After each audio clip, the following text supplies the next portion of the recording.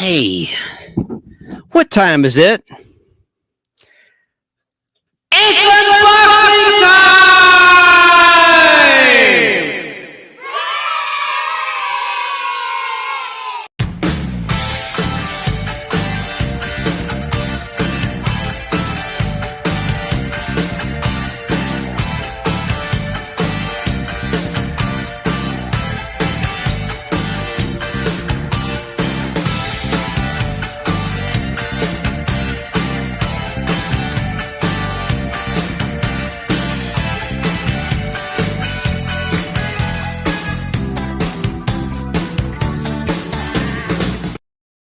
That's right, it's unboxing time. How are you? How are you? How are you?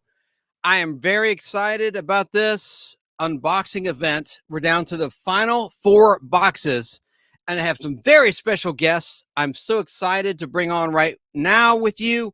It's opened by chance.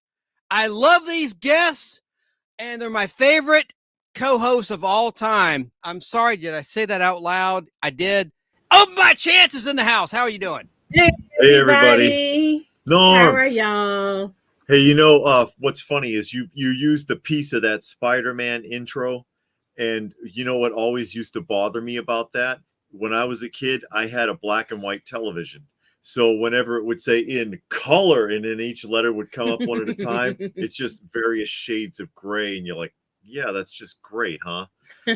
Cartoons used to do that back in the day in color, and they try to show you if I have a color set, I know this. It doesn't matter. They want to tell the people that got black and white Oh that make God, you feel bad. I better run out right away and get a color television for like $8,000. It wasn't. I never thought of You know that. how much those floor models cost. You get a screen that's this big and you pay like $8.95 for it. On sale, $8.95, only weighs 895 pounds. What a coincidence. You know what I'm talking about. No one used to steal TVs back in the day, No. did they? No. You It's see like elitist. I never thought of that. No, because it was way too big and too heavy. But now you got these flat screens that only weigh 20 pounds. So every time people are looting, the first thing they get is a 85-inch television. Yeah. It weighs 20 Oh, pounds. 20 pounds. This You is put going it under your arm. Yeah, and this is going in the back of the car. Yeah. But back then you'd need like 5-6 people to move a damn television set. Yeah. You had to go rent a moving truck. And maybe it had the casters. It might have casters underneath. And then when you try to push it, one of them would fail. Yeah. It would get carpeting caught up in it, or the wheel would break off, and then you're dragging the edge. And it would tear up the hardwood floor. I know, it was or your awful. linoleum, because everybody had linoleum. And I don't say this is coming up, by the way. I found this yesterday in the free box in the antique mall. You know how the antique mall has a free box sometimes? Right. Oh my gosh. An original Mother's Day 1977 Woolworths like Sunday paper flyer. Because since we were talking about it, there you go. There's your 19 inches of console floor model television on sale for $569. We got a floor model TV too. We do in the garage. We got it for free. It was free at a yard sale. It had free on it. And I was like, does this work? And they were like, yeah, it works. We just have no use for it. Yeah. And we sure did get it in the truck. We took it. The TV behind me was a floor model. When I went to college, to the dormitory, this was a floor model at a Circuit City in the background with the computer game, the Atari 200 game in the background. Yeah. That was a floor model. No, we mean It really was. We mean the one that was a piece of furniture in the 70s. That you put on, that sits on the floor. You know, the big giant wooden cabinet type. Right. That's what we got. Yeah, that's what we got from the yard sale. Yeah, something like this. Oh my goodness! It was free. It was free. But I'm gonna do a walk. I'm gonna do a walkthrough with this catalog in case no one's ever seen one, or because no one saved this stuff. You don't see these. But anyways, guys, please tell folks about your channel, Open by Chance. I mean, what is it you guys are into?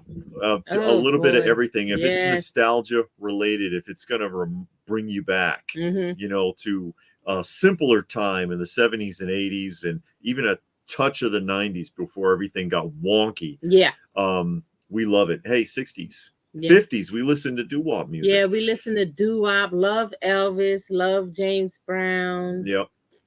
All that kind of stuff. We watch a lot of 40s and 50s movies too. Yeah.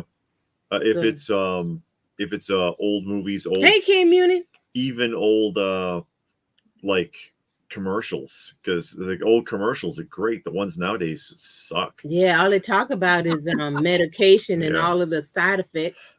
It's like, man, I'd rather have the disease. Yeah, I know. You know? Some of the side effects are just terrifying. Yeah, you got cirrhosis, what that scaly skin, but then you got suicidal thoughts and stuff like that. I'd rather have dry skin. Yeah, listen to that. Psoriasis. I remember that one. Yeah, with the dry skin may cause blindness. Wait a minute. Then I'd rather be itchy. Yeah. Look at Kay Moonen is already guessing numbers before I even pose the question. I love it. He's just on it. He's one of your people. He's great. Slow down, Moonen. But yeah, I mean, comic books, movies, television, vintage toys, like you can see back here. We go to a lot of the shows. We got 2 coming up in July. Yeah.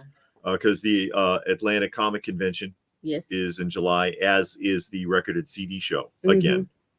I want to meet you. When is the record and CD show again?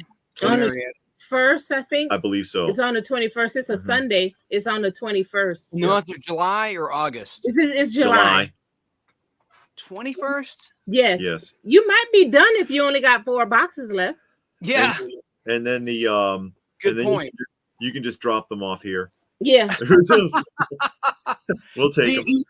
When is the Atlanta Comic Convention at the Marriott in July? A week before that. So what, the 14th? 14th. It's a week before the record show. And of course it's on a Sunday. It's always on a Sunday. You guys and I are going to meet definitely at the Atlanta show, because I have so much stuff like this to give you. I've been holding on to comic books and the Superman the movie DVD set sealed extended version. And Donald, anyway, so good. So if it's not the Atlanta Comic Convention, which if I'm not done with this, I probably won't go to that, because why would I want to go there and buy books that I may still have in these 4 boxes that I've not gone through yet? By the way, because I know, there's some keys that I did see when I flipped through these boxes, and I didn't go through every book. This is all legitimate. But I did sift through them, and I've seen Amazing Spider-Man 252, the first black costume, and Star Wars 68, the Boba Fett origin issue that I've not uncovered individually. So I know those particular books, which are keys, moderate keys, not like huge keys. They're out in this collection in the 4 remaining boxes. All right, so let's get started for the people in chat.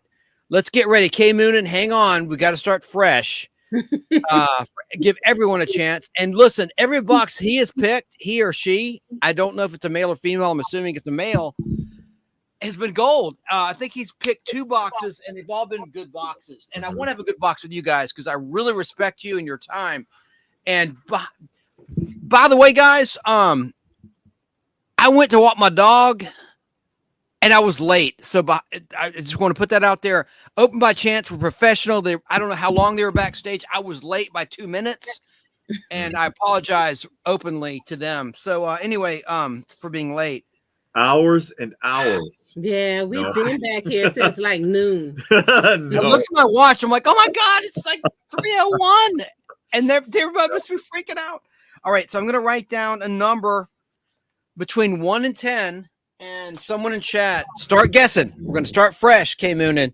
Well, what number boxes do you have left? I have 4 boxes, but I'm going to choose. I'm going to put out there a number between 1 and 10 for someone to get. The first person to correctly guess the number I wrote down will pick the remaining boxes, and I'll show on the screen which boxes are left. 6.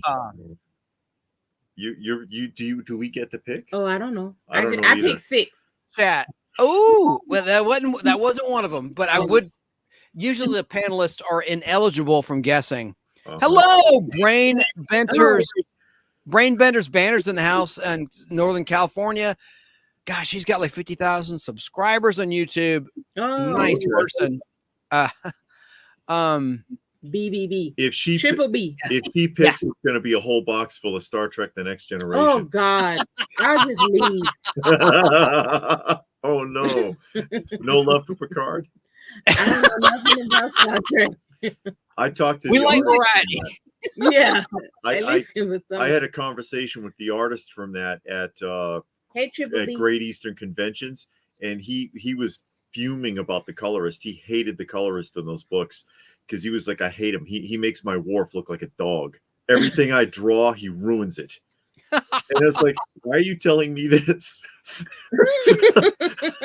you guys know Worf. You just mentioned Worf, played by Michael Dorn. What other hit TV show was he on prior to The Next Generation? I know you know this, David. Yeah, I know it. That would be Chips. Yes. And he does not like you to mention that. Oh, he didn't really? If you bring him a photo of him from Chips and ask him to autograph it and see what happens. I did not know that. He doesn't care for that. He's like, oh, Chips. How long was he on Chips? He wasn't the main character. Okay. Really. Season 3, 4, 5, and 3, 4, 5. He was in season 3, 4, 5. Yeah. Excuse me. Still, that's 3 whole seasons. Yeah, he's not a huge fan of the Chips memories, I don't think. It's like 60 episodes. He played Officer Turner, LPH. He did a lot of voiceover work too. Great I voice. used to watch Chips. I remember it being on, but I never really cared for it like all that. You know, I don't think I want to go back and rewatch it. He has a voice, I think, up there with a James Earl Jones. I really do. I think his voice is awesome. I mean, that deep, rich, regal quality. Okay, guess. Anyone in chat between 1 and 10, pick a number. And K Munin, you're eligible, sir. I didn't mean to offend you. Re-guess between 1 and 10. First person that guesses the correct number will pick the box that we're going to go through. Don't just cascade. Give people a chance. Yeah. BBB guessed 7. That's incorrect, but thanks for playing. Keep going. Next. K Muniz says, I resubmitted up top again. Gosh, I don't know what that means. I mean, like, resubmitted up top. He resubmitted the numbers again. He put in 1 through 10. So he put a wide net.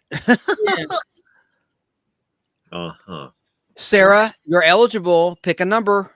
My flock is everywhere. Savoir-faire is everywhere. Savoir-faire. Savoir-faire is everywhere.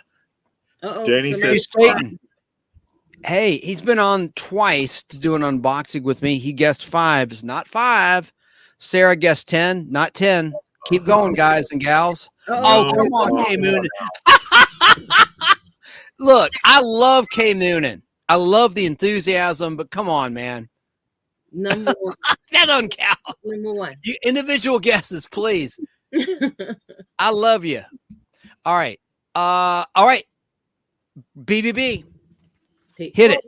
4 is in Fantastic Four. There it is. Uh-oh. All right. All right. So now I have to put the photo up of the remaining boxes. And Brain Bender's Banter will be able to guess the box. Guess the box. Oh, what's in the box? Oh, you should have had that queued up. What's in the box? I know. I do have a similar kind of a thing with Dr. Zachary Smith that I'll play. Who knows what we may discover? Where is that? Let me find that because I always forget. Like the last several weeks, I've forgotten to play that. Remember Lost in Space? You know, my favorite bit with Dr. Smith is with the birthday cake. I don't know if you remember that. Yes. Visit Hades. Out of the refrigerator in the middle of the night, and he makes 2 cuts, lifts the middle of the cake out, and then pushes the pieces back together and refrosts it. That was a Visit to Hades, a 2nd season episode. Oh my gosh. I love it. You're going to rob the girl of her birthday cake and sit in the dark at 2 a.m. and eat it. It was Penny's birthday. Oh, it was all the more criminal because it was Penny, the guy who's the alien who's supposed to be like the pain of it all. Yeah. He was hilarious. And he started off so sinister. I know. BBB. All right, I'm going to put the picture up, but before I forget, who knows what we may discover? Snide. Indeed. That's from the second episode, the derelict. Okay, so he would have made a good Snidely Whiplash in a live action version. I loved Snidely. Snidely's hilarious. Yeah, he was funny. All right, so the boxes are like right here. All right, now some of these have already gone through. So BBB, Chrissy, Northern California. We have box 2, box 4, box 8, and box 6 left. Now, open by chance, we did a show together, and we started box 8, and I don't mean to prejudge, but it didn't look like a great box. Judging by what I saw from overhead, like it didn't look like Browning pages or like older books, but it still could be a good box. There could be a first Miles Morales in there, if you know what I'm saying, or a first Thunderbolt. It might be a good modern book, but you can pick whatever box you want. And I shouldn't keep saying that because I got to go through the box 8 eventually, so might as well get it over with. But anyway, but because I really respect Open by Chance, I would like to have a good box while they're on. But pick whatever one you want. Box 2, 4. He's going to drop it off at our house when he's finished. Yeah. Yes. So, my friend, which box do you want? 2, 4. Oh, 2, 4, 6, 8. Who do we appreciate? You know, that's a way to remember it. Oh my gosh. It literally is box 2, box 4, box 6, and box 8. I was looking at 2, 4, 8, 6. 2, 4, 6, 8. Which box do you appreciate? Yeah. No. Bric-a-brac, firecracker, bis boom ba.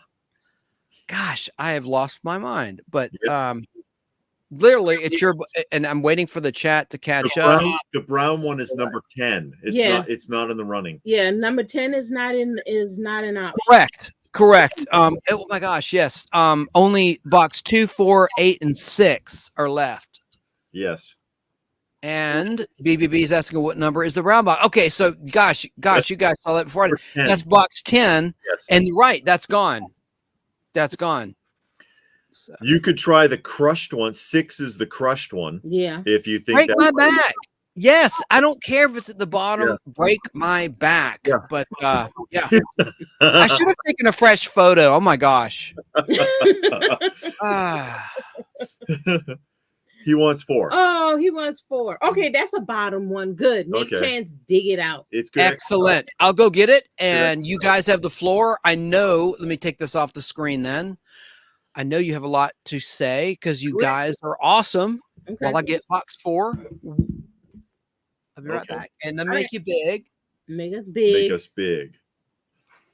Oh my God. That's right. Nobody wants to see that, David. Everybody wants to see that. They didn't mind it when I was doing it with Pixel Dan. It was Pixel Dan because he wants to be a wrestler. Pixel Dan is a professional wrestler now. Yeah. Is it professional or semi-professional? Semi-professional wrestler, but he's moving his way up to WWF. He wants everybody to know that he is available for wrestling matches. Yes. And he will bring his book. Yes. He will bring his book. And he'll body slam you on the book. Oh, will he? I don't know. He hit the guy in the stomach with the book in that one match. And of course, yeah, Pixel Dan, for those of you who are into comics and not into toys, he's really, really big toy channel. Mm-hmm. And we caught up with him again on at the Joe Fest. Yes. Because he was there. He's the one that did the He-Man anthology book. And he's working on doing the Ninja Turtles. One. And that He-Man one was really good. Yeah. And actually, he finished it right before Origins came out. So it goes all the way back to 82, all the way Origins. To, I think, Super 7. Yeah. And it stopped there.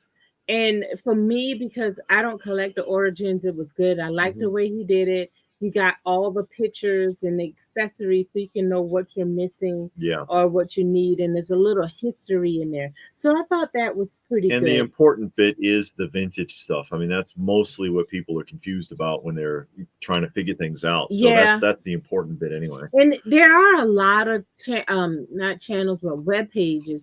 Because I use them a lot when I'm collecting a line, and it'll show you the entire line to include pictures. So then you can know, okay, this line has 4 waves, and wave 1 has 12 figures, and these are all of the pictures.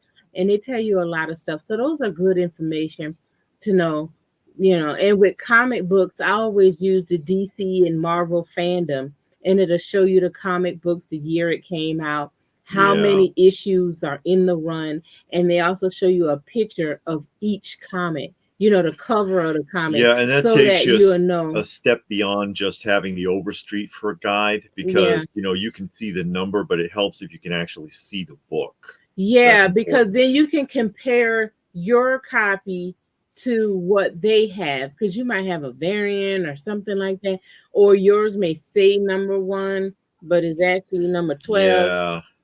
Yeah, it's important. Okay, Chance got the box. Chance has the box. Okay, now Chance, you got the table, so you can set the box on the table. Yes, ma'am. Okay, so Chance has a table, so he doesn't have to bend over 100 times. Or take a stack to your lap. And take it. I'm out of shape. Ness, before we get started, sure. These guys are watching Dallas, a show I love every week. Yes. One episode a week instead of binging.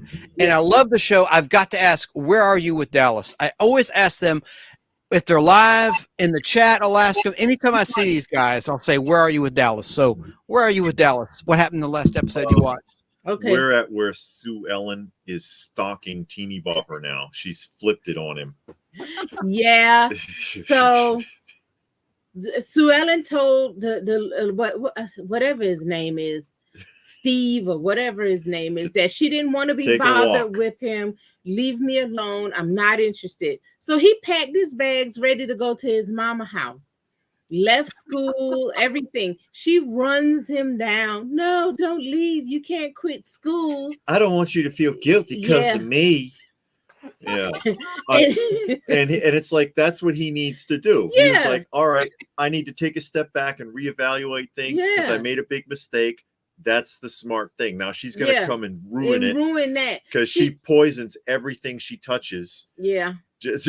Pretty much. And then Pam made up this lame excuse to go to dinner with Bobby. And Mark is mad. You could have asked me that. I'm an oil man. I knew the answer. So she's like, I didn't think about it. I just want to go see Bobby.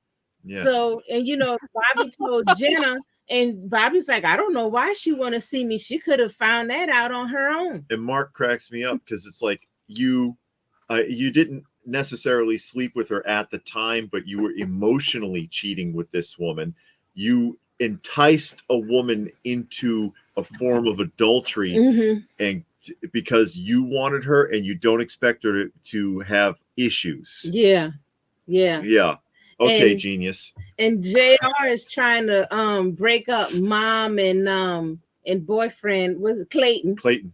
He got the investigator into his past and found out Clayton has a sister.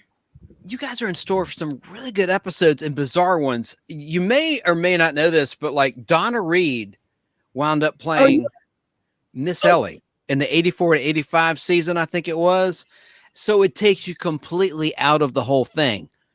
Because we're used to seeing Barbara Bel Geddes as Miss Ellie. Yeah. All of a sudden it's Donna Reed.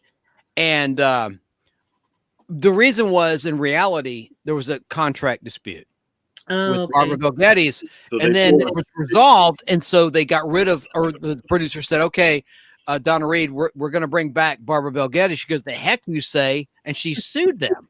Oh, wow. And then the sad thing is she died like of cancer a few months after her lawsuit was filed, like while Dallas was still on the air. Very sad, very bizarre story. And I think that same season, you're going to see Jock Ewing come back from the dead. And I don't want to give it away. It's very dramatic. I love it. The storyline, you're in for a real treat is all I got to say. And then David and LPH, Three's Company, right? The show Three's Company. Remember the actress who played Chrissy's clumsy sister, Cindy? She was in reality a former Los Angeles Rams cheerleader Mhm. And she joins Dallas that same Okay. season that Trot comes back as a different character, obviously, than Three's Company. But Janie Lee Harrison, that's the actress's name. Anyway, getting back to the comics, I probably lost everyone. Talking about Dallas. I love it. And I have, if you could see what I'm looking at, I have all of them on DVD. I have the 3 seasons on TNT, the revival, which was not bad. The TV movies, everything. Let me open the box like I always do. No artwork this week. Last week, there was some cool artwork from the person who owned this collection. He drew stuff by hand. Here's the inside of the box, guys. I see some vintage looking stuff. I've not. Yeah. So let's get it. Brown pages. And okay, before you get started, I'm gonna show you something. Okay, so this is the book. This is how you hold up the book. See how I'm holding it up all nice and slow? Yeah. Okay. we're not trying to rush you. I know sometimes people are like, come on, Chance, let's go. And you'll I know. Look at the book, Chance. Take it easy. This is not going to fly. That is not going to fly. We're holding the book up, and we're going to put it up, and we're going to just look at it. That's what we're doing today. Okay. Okay. I'm so used, like my friend Jeff, he works so hard. He's only off like 2 days a week, not continuous days off. He's off on Sundays and I think Tuesdays. And so I respect, I'm not blaming it, but I'm like, when he was on last week, I'm like, I'd like to go quickly to respect his time. Let's get started. Here's a Captain America book with Magneto. Let me make the image where like y'all are still on the screen, but you can see the book. There we go. Yeah. You can see the book. Fine. Yeah. See, this is good. This is a nice pace. Yep. All right. Thank you. Y'all are awesome. All right. Another Captain America book, which is kind of a cool cover, more modern book, but gosh, I hope it's not all Captain America because I've already seen a box of like the bronze and the Silver Age, but I don't want to say that. I guess I just did. Oh, here's a good one. Excuse me. Captain America of the not the modern age, but the copper. That's copper. the word I was looking for. Yeah. Marvel's still trying to make Black Widow so tough. Now, who is this? That's the thing? The Cap Wolf. Oh, okay. I don't know. Ooh. Werewolf Captain America versus okay. What looks like a vampire version of the U.S. agent there. Oh. And that is silly. Oh my gosh. Yeah. What year is this? 1992. Oh my goodness. See? Yeah, right at the tail end of the Copper Age there. Yeah. Before Disney bailed them out, they were desperate to come up with a gimmick that would sell, I guess. Oh. Yeah. And they sold their souls and they haven't gotten it back yet.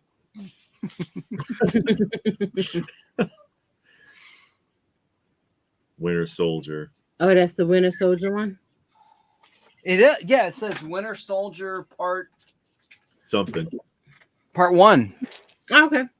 Yeah. Oh, yeah. Isn't that value, David? I don't know. I mean, I don't think it's the first appearance of the Winter Soldier, but you know. So the Winter Soldier wasn't like a silver or no? Oh, he's a newer guy. Bucky was, but not the Silver Soldier concept. Winter Soldier. Super Soldier, or now I've got. Yeah, now we're doing Super Soldier. You're right, Super Soldier. Yeah, it was a newer concept. All sorts of comments are coming in. All right, let me keep going here.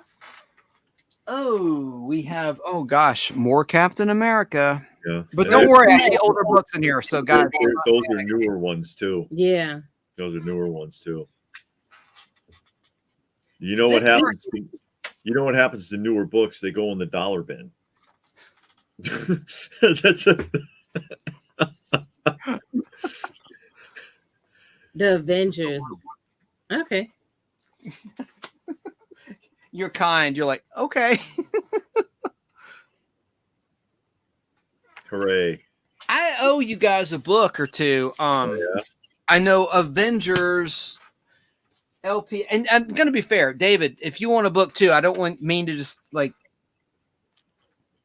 There's an interesting book, Captain America. What's that? A snake? Yeah, rattlesnake. Oh wow. Cobra. Well, why does he have a rattle? Good question. Yeah. Artist didn't know any better. No, I guess not, because I saw the rattle first. he merging the two together. Yeah, that's it. Super snake. See, now this is the book that I love. It doesn't have a lot of value, but it's vintage 1977. Peter Parker's Spectacular Spider-Man 16. Mm-hmm. I like this book. This series doesn't have a lot of value except for some key issues, but I thought it was just as good It doesn't get a lot of love. as any Spider-Man. It does not. Yeah, even number 1, 1976. Yeah. I hate when they do that with a comic. They make like a bunch of different kind of split offs, and you're like, oh, what direction do you go in? It makes it kind of confusing and hard to collect and read. The Beetle was introduced in Strange Tales, by the way, not Spider-Man, in terms of his first appearance. Mm-hmm. I have that. I think I have 2 copies of it. Anyway, but that's a good one. I think. I mean, it doesn't have a lot of value, but it's a great book. Oh, back to Captain America. Yeah. Said it like that. Ooh, now I get excited because this person would read a comic and put it back in the box. Amazing Spider-Man 181. Not a key book, but it's of that era that I love, 1978. Yeah. He's not a match for Dr. Doom. Who? Spider-Man? He shouldn't be. Mm, You're right. But you know how they do these comics. You have yeah. they get weird with the story writing sometimes. There was a time in the 80s people were complaining. It was the 80s or early 90s. Every time Frank Castle didn't have a gun, he'd get the crap kicked out of him. Mm. And it's like that. He shouldn't even need it. This is like a mint. You know what I do with this collection is I will keep the better copy. Like I have a copy of this in my collection, but I'll look at which one is the better condition. Keep it. I know I sound like a weasel, but I'm a collector, and then I'll That's offer. how you do it though. Yeah, you upgrade. You want the better copy, and then Yeah. you sell or something with the other one. That's what people. Yeah, Toys, comics, records. It doesn't Yeah. matter. You yeah, always you're clearing my conscience. Thank you. My always conscience. you always try to trade up if Yeah. if you can. If you can. Mhm.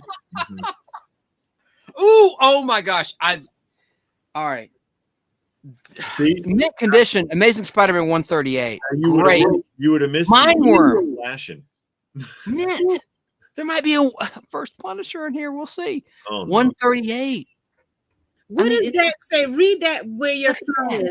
Oh, Oh, these are like people on meth. I mean, in today's look at these people. Look like they're on meth or something. wow. Look, They're Yeah. helpless pawns. they're brainwashed by this dude. Yeah. That is a The cool mind one. worm, but look how crazy their eyes look. If you can you see that? Yeah, we can see it. They're like, oh my god. What's That's the a nice back? one. Let me see if the Marvel value stamps in here. I've got to know because otherwise this book is like a 10.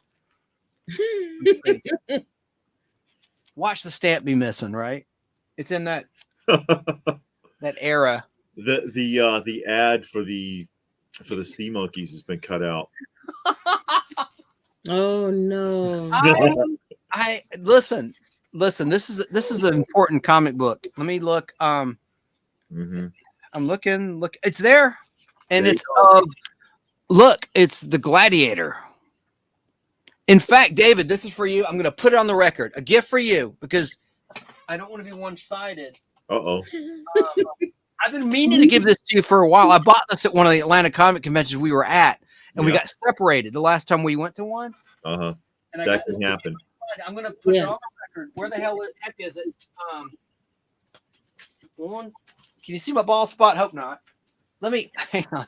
Oh gosh. Okay. Let me not be so silly. It's By the okay. way- It's not an audition. By the way, I have 2 of these. Oh. I would suggest you invest in finding this while they're inexpensive. My friend Jeff Logan, who was on last week, told me about this. The Gunhawks. Look, it's a black and a white gunslinger, and the white guy dies, by the way. And Okay. I can see this being a movie down the line, like if they bring the westerns back. Here's the issue where the white guy dies. Issue 7. Okay. Reno Jones Gunhawk. Just a tip. Okay. Mhm. And gosh, Hold on. Let me find. I don't know. It's usually right here. Gosh darn it. That giant size X-Men #1 you were going to pass on?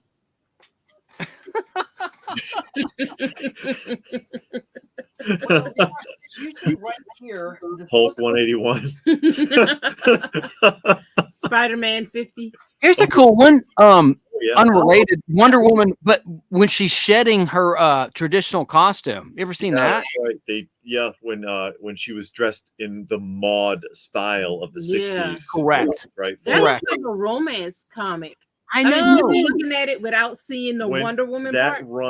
That run has a lot of bondage covers. Yeah, Wonder Woman they had a lot of bondage with Wonder Woman. Yeah, but in particular in that run, I believe, and there's a real famous one where she's tied down and there's a henchman with a hood and a hatchet. Oh. You know. Mm-hmm. But that one can go for quite a bit. Found it, David. First appearance Gladiator. That's yours. Silver Age, 12 cent. Oh, this guy is going to be a thing in the movies or the Disney Plus shows. I mean, he's just such a cool character. So it's going to bought that for you at the show, just like at the record show. I gave you that Xanadu like mint condition LP, and you've done a lot for me too. But all right, so I'm going to set this aside. That's your. Well, I appreciate it. On the record. So I appreciate it. If he's in the MCU though, it's going to go down. Well, it's a nice copy though too. They'll ruin the character. There shall come a gladiator. Yeah, they'll turn him into a teenage girl. No. In a wheelchair. This book is super sweet. And you know what I found this collection, guys, is a lot of the Mark Jewelers inserts, whether it's DC or Marvel, which I don't know why people, those are military copies that were distributed on military bases. And there's nothing different about the comic, and that's why I never got that. And then they're fighting over which Mark Jewelers, because there's different Mark Jewelers inserts. Oh, is it? Yeah. Right. So there's that argument too. And then it's like, all right, are we going to start putting which one when we get them graded and overprice them, or what are you going to do? Man, that's a good point. What are you going to do? Yeah, because there's the pink one, the blue one, whatever. And it's like, how do you know? Oh, I'm going to have to crack it open to find out which one it is. Oh, my God. Oh, Captain America, but yeah, little cutie on the cover showing her. Never mind. All right. Spandex. Yes. Captain America. And Iron Man. And Iron Man. And Iron Man. Tony Stark. There's going to be good stuff in here, guys. It's not. I know you're not losing hope. I'm losing hope. Okay. It's me. I'm like a pessimist. I need to have the glass half full. Always. Namor. Captain America and Namor. Namor. Namor. Did you say Namor? That's hilarious. Yeah. Namor. Way to get out of paying for copyrights there, Marvel, since you sold the rights to him in the first place. Yeah. We'll just reinvent him as a new character, change his name, and then we can shoehorn him in. I think a lot of people don't realize that's really what was going on there. Yeah. But this has no bag or board. Well, it's Star Trek. No. I hope that's the last one. That's a Marvel though. Oh man, that's brutal. I love it. That's from the motion picture run. Oh, okay, correct. That's all they had. Marvel had the licensing was for that era. So as soon as the Wrath of Khan was released, it went to DC. They had a contract for those new uniforms and all that. This was the pajama uniforms that you saw in Star Trek, the motion picture of the movie. Yep. Yeah, it goes to show you how much from that the Next Generation actually copied. And guys, they copied also from Space 1999. When you think about it, those costumes had the bell bottoms, kind of similar pajama looking, like in season 1 of Space 1999. Mm-hmm. I thought the next Star Trek, the motion picture people, the costume people borrowed a lot from Rudy Gernreich, the guy that made those costumes in Space 1999. This Wrath of Khan era there. Oh, okay. That was the DC era. Oh gosh, I hope we don't get bogged down. Oh, this is cool. I do like this. This is Star Trek VI: The Undiscovered Country adaptation, and I have all the others of the original Star Trek 1 through 5. I didn't know they made this. They had to have, but it's nice, slick. Ooh, this is cool. I think I'm going to set that aside. I don't care about that. Pizza 33's here from Peru. Hey, all the way from Peru. Pizza? I'll take some pizza. I love pizza. Pizza. It says Pizza 33. Hello from Peru. In your comments section. Oh.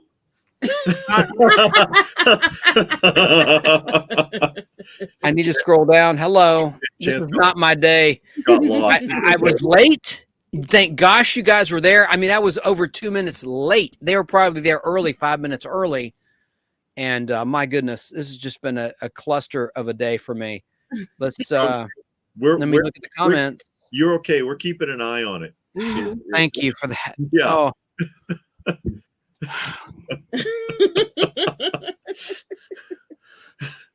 This guy, James Enstall, Open by Chance, he has a radio show in St. Louis, Missouri, and he's on tonight, Sunday night, from 10 until 11, 1 hour only, Eastern time, and he interviews current actors, actresses, writers, directors. Geek to Me Radio is his show on KTRS, and he streams it on YouTube live on camera most Sundays. So I want to welcome James Enstall to this unboxing. Thank you for being there. Hello, says, hey, James. Spectacular Spider-Man and Web of Spider-Man are severely underrated, and I agree wholeheartedly. Sorry for neglecting the chat. My goodness. He's a big player, and I'm glad that he's out there watching. My goodness. That's fantastic. I met him through BK on the Air, Barry King, a radio host in Cartersville, Georgia. He's on 10 a.m. till noon every Saturday with Alan Sanders, a great pop culture show called BK on the Air. Hello to Queen Mary. There's Pizza 33. Yeah, now I get it. From Peru. Hey, from Peru. So he's got a little peak there. The very mountainous region. David, you're so smart. Oh my God. I mean, I didn't know that. The mountain region. Oh my gosh. You're so smart. I try. God. Hello. All right, let me get caught up really quickly. Jeff Logan's in the house. He was one of my co-hosts last week. Excuse me, I have a cold. I don't have a cold. I'm kidding. little debate joke. Let me clear my throat.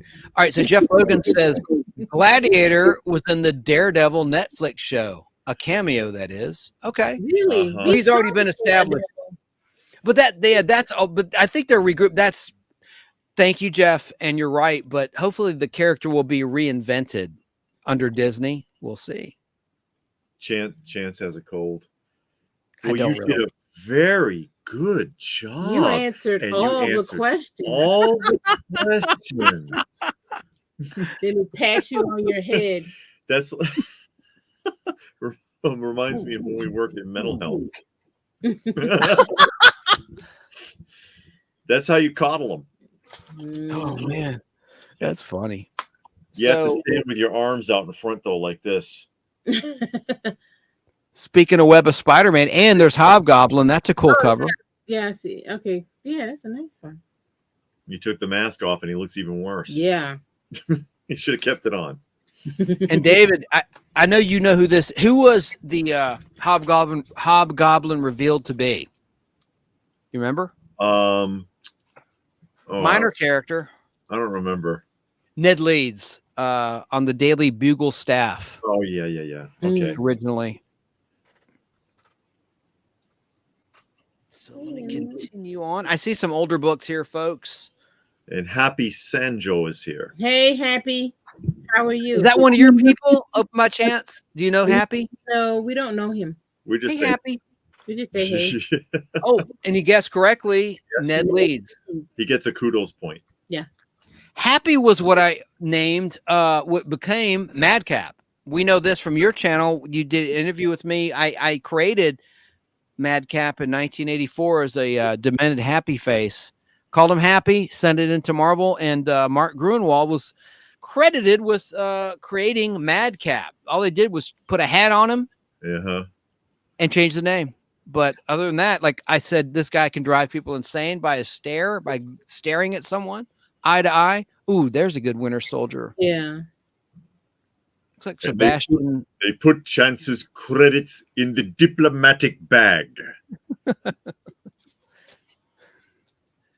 Oh, what's this? Oh, this is this is a Captain America 50. It's really like a triple size kind of book. Yes, more modern, but it's nice. Yeah. Mm-hmm. You remember the diplomatic bag from James Bond? The Magneto again. Who was it? The Timothy Dalton era. Ooh. Timothy Dalton era when they were the Russians. The diplomatic bag. I don't know if you're familiar with James. Living Daylights, 1987, and License to Kill, 1989. Those were the two. The Russians, when he was like, and he says, "We'll take you home in the diplomatic bag." That's right. Yep. That's right. Oh my gosh. You're from Boston originally, right, David? Yes. How long have you been in the Atlanta, Georgia area? Is it the 80s, late 80s, 90s? No. Like 5 years. 4 years. Well, 5 years. There used to be a theater called the New Columbia in the Atlanta, Georgia area, and I saw Living Daylights there in 1987 with Jeff Logan, as well as Star Trek 4, the Voyage Home, when they were in theatrical release. And it just makes me so sad. A church bought that theater just so they could bulldoze it for parking. And it was a historic theater. It was up there with the Fox Theater, and it was demolished in the mid-1990s. And it was amazing. They had 70 millimeter, huge screen, and they had a great lobby card area, like where you buy your candy and concessions. Really a shame. And the only thing that exists in my collection on my other YouTube channel, Chance Acting Demo, I recorded back in 1986, November 86. All these local media like WSB, WAGA, Fox 5 is what it's known now, reviews of Star Trek 4, The Voyage Home, and you saw the New Columbia in both of those reports. And I have that on video, which I've converted to digital and to DVD. And I just love that theater. You guys would have loved it. It's a shame. It just makes me so mad that someone bought it just to ruin it. It was such a piece of Atlanta history, just like the Castlegate Hotel, where I met Chris Reeve in 1994. They demolished that hotel near Howell Mill Road. It just no one cares about history anymore, right, David? And the LPH. Well, if you have nothing going on in the present and you feel like there's no future, you don't care about the past. Wow. Yeah. The only way you can make yourself feel better is to erase your past.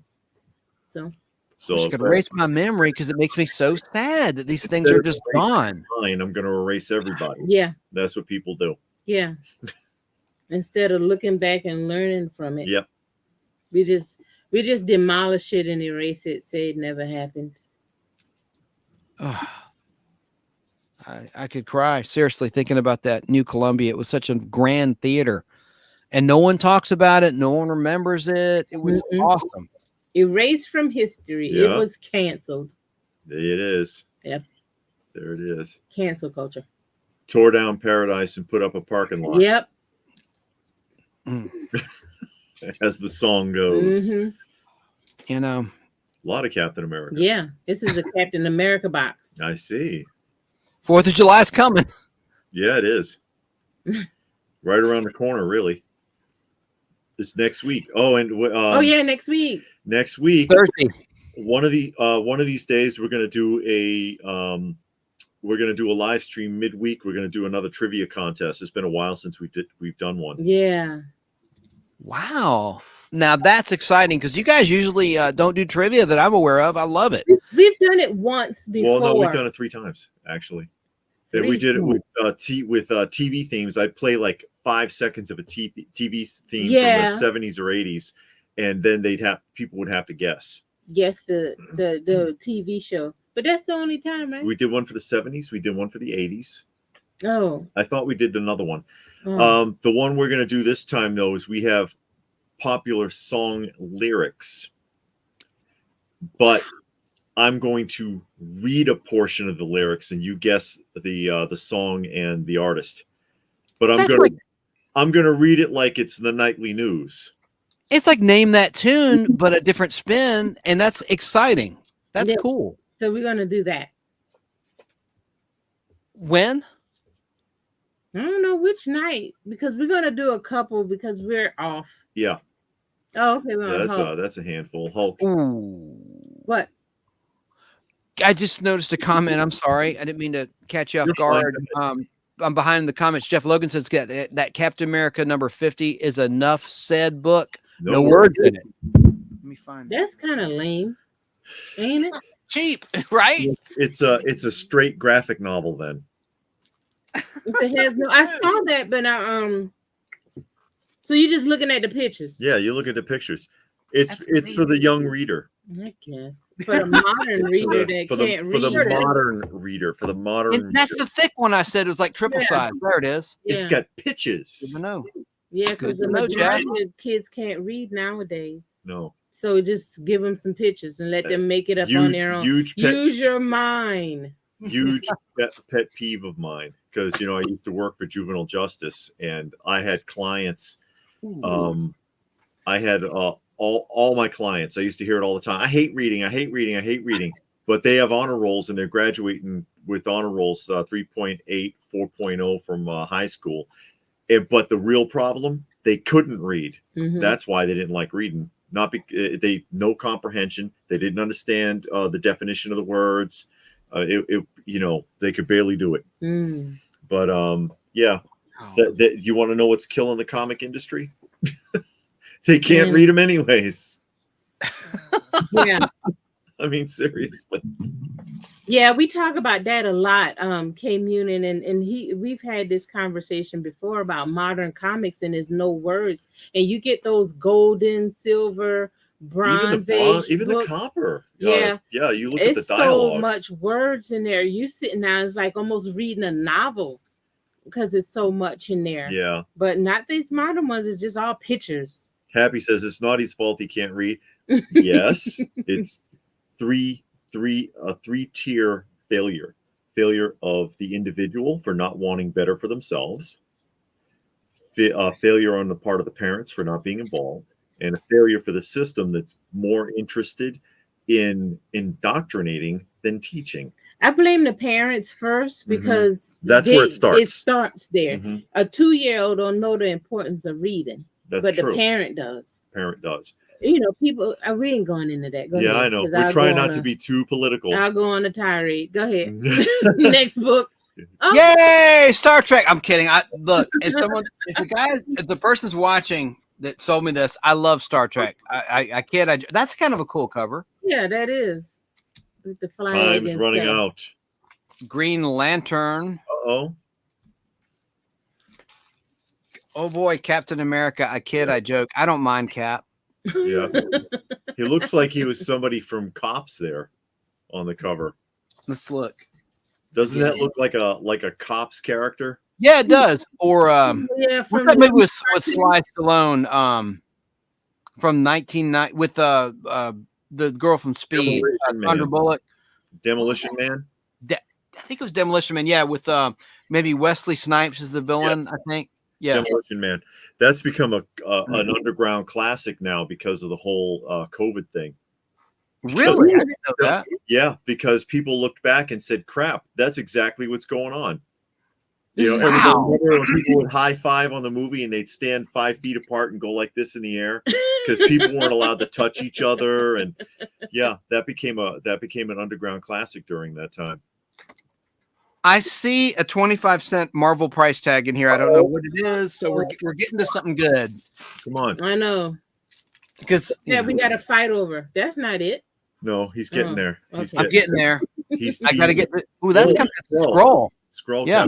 Super scroll. Wow.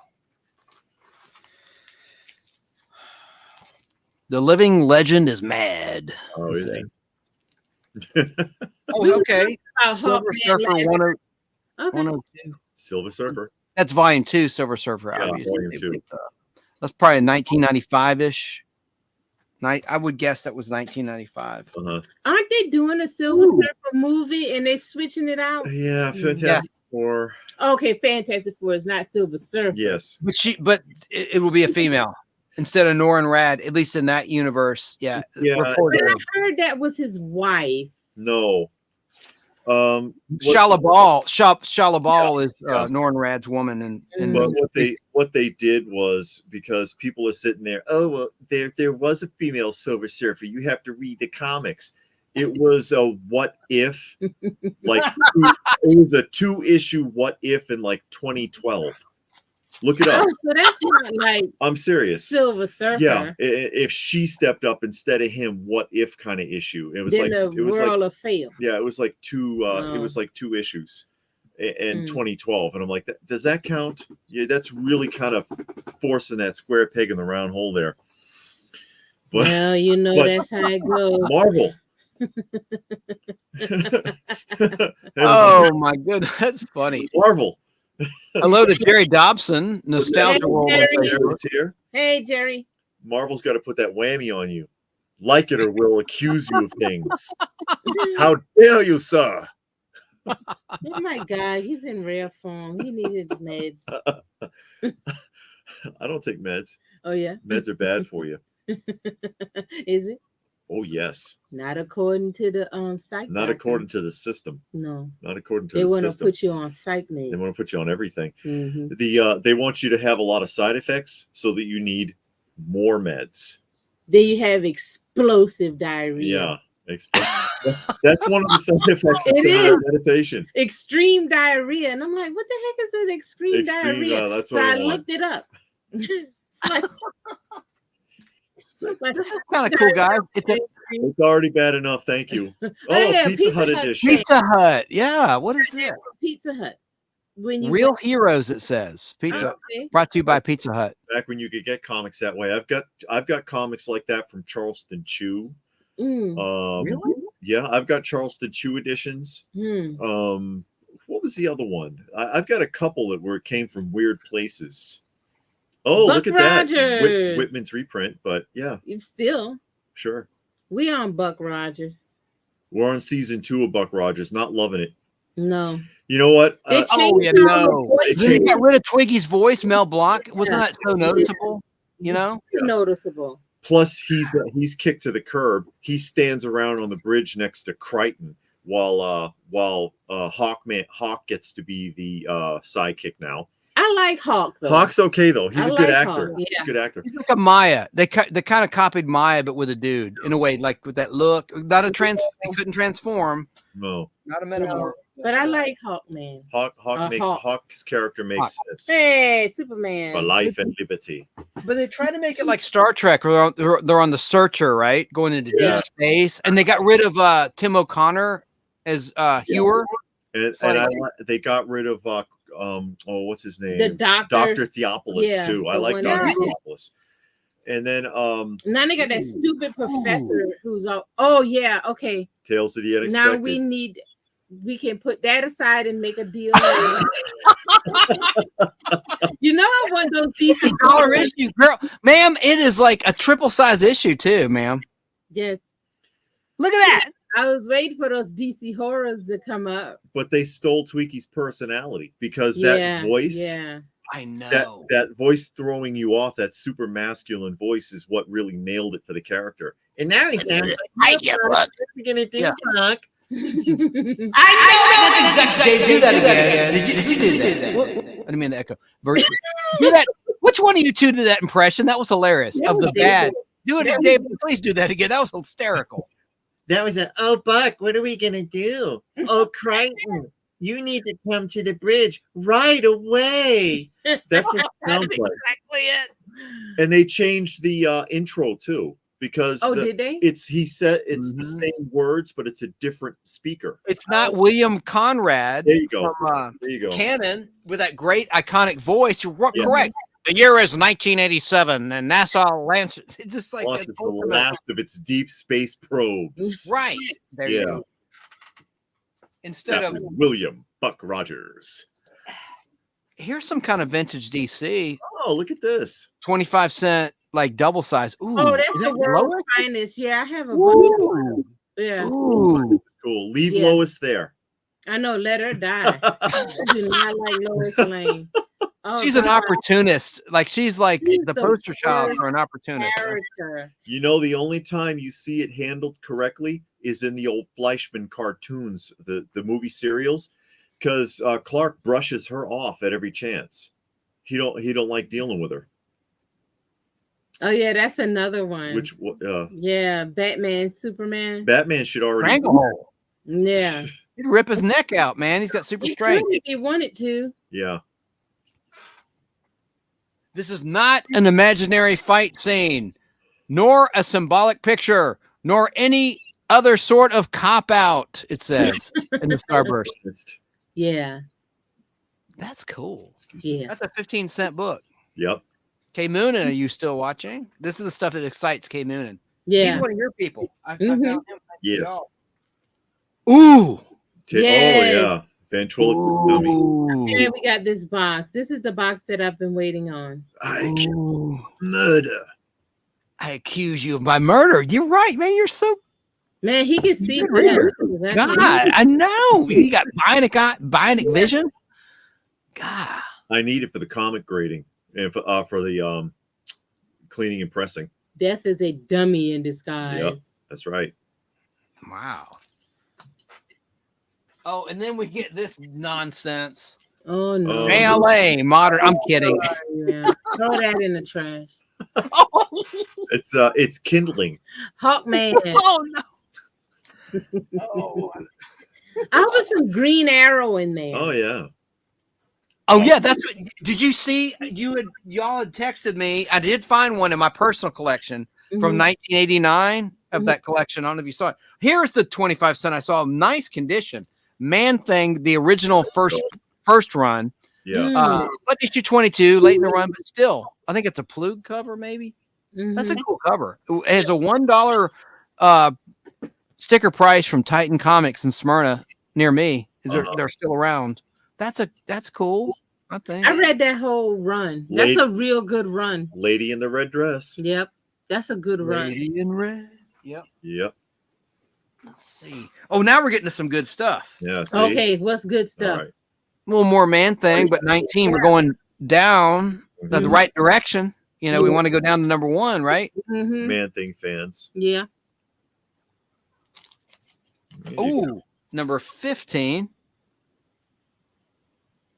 Yeah, I felt real bad for him reading that because his life and Swamp Thing are kind of the same, but Man Thing is way more sad and depressing because he doesn't understand. He can't talk, you know. At least Swamp Thing could understand, and he could talk. He didn't talk a lot because it hurts him too bad. Yeah, Man Thing only emotes. Yeah, that he can't. and it was real sad. But then he almost had the chance to change back, and then he didn't. Yeah, somebody messed him up. Yeah, he got messed up midstream. There's a issue of Marvel 2-in-1. I think it's issue 43, where he almost becomes human. There's like a cosmic cube kind of thing, but it's not a cosmic cube. Yeah, and his hand becomes human. Yeah, and he's so close to being cured. Yeah, and because it is in the intelligence, he turns away from the thing that's making him human. That's a good and he cover. wanders into the swamp. That's a good cover. Yeah, that's a nice cover. Swamp. Look at that, dude. Look at that, like a zombie. Man Thing bondage. Look at that poor girl. That woman. Oh my god. Yep. That is like a demonic looking thing. Cover. Woman in a red dress. Yep, it's always that woman in the dress. Man, that's a good one. I think I have my personal. Okay. Ooh, 20-cent World's Finest. I like this cover. Yeah, that's a good one. Oh, the Battle of the Super Sons. Yeah. Ooh. Oh man, 15 cent. This is a nice cover. Yeah. Dr. Fate. Let the battle for Earth begin. That sounds like Ming the Merciless. Flash. Ooh. Uh-oh. There it goes. No. Don't bend those corners. Superman annual. Grab a stack. We're not even halfway through. No, we're getting some good stuff here. This is a good box. Oh my God, look at that robot looking Superman 20-cent cover. What the heck? What? Heroes with Dirty Hands. Yeah, that's a good one. And Happy wants to know if it's a good idea to bag and board, or if just bags are good enough. No, you got to bag and board. Correct. I agree with you both. To keep it from getting dinged and bent and, get color breaking ticks and stuff. Yeah. I'm way behind in the comments, that's for sure. Happy Gwenpool is talking about Gwenpool. Got to go all the way down to the bottom to find the comment he's talking about. Hello to Jared Dobson. Hello. Oh yeah, I'm way behind. You're right, guys. Harold the Hatcher. Way behind. Way behind. Let me go down here.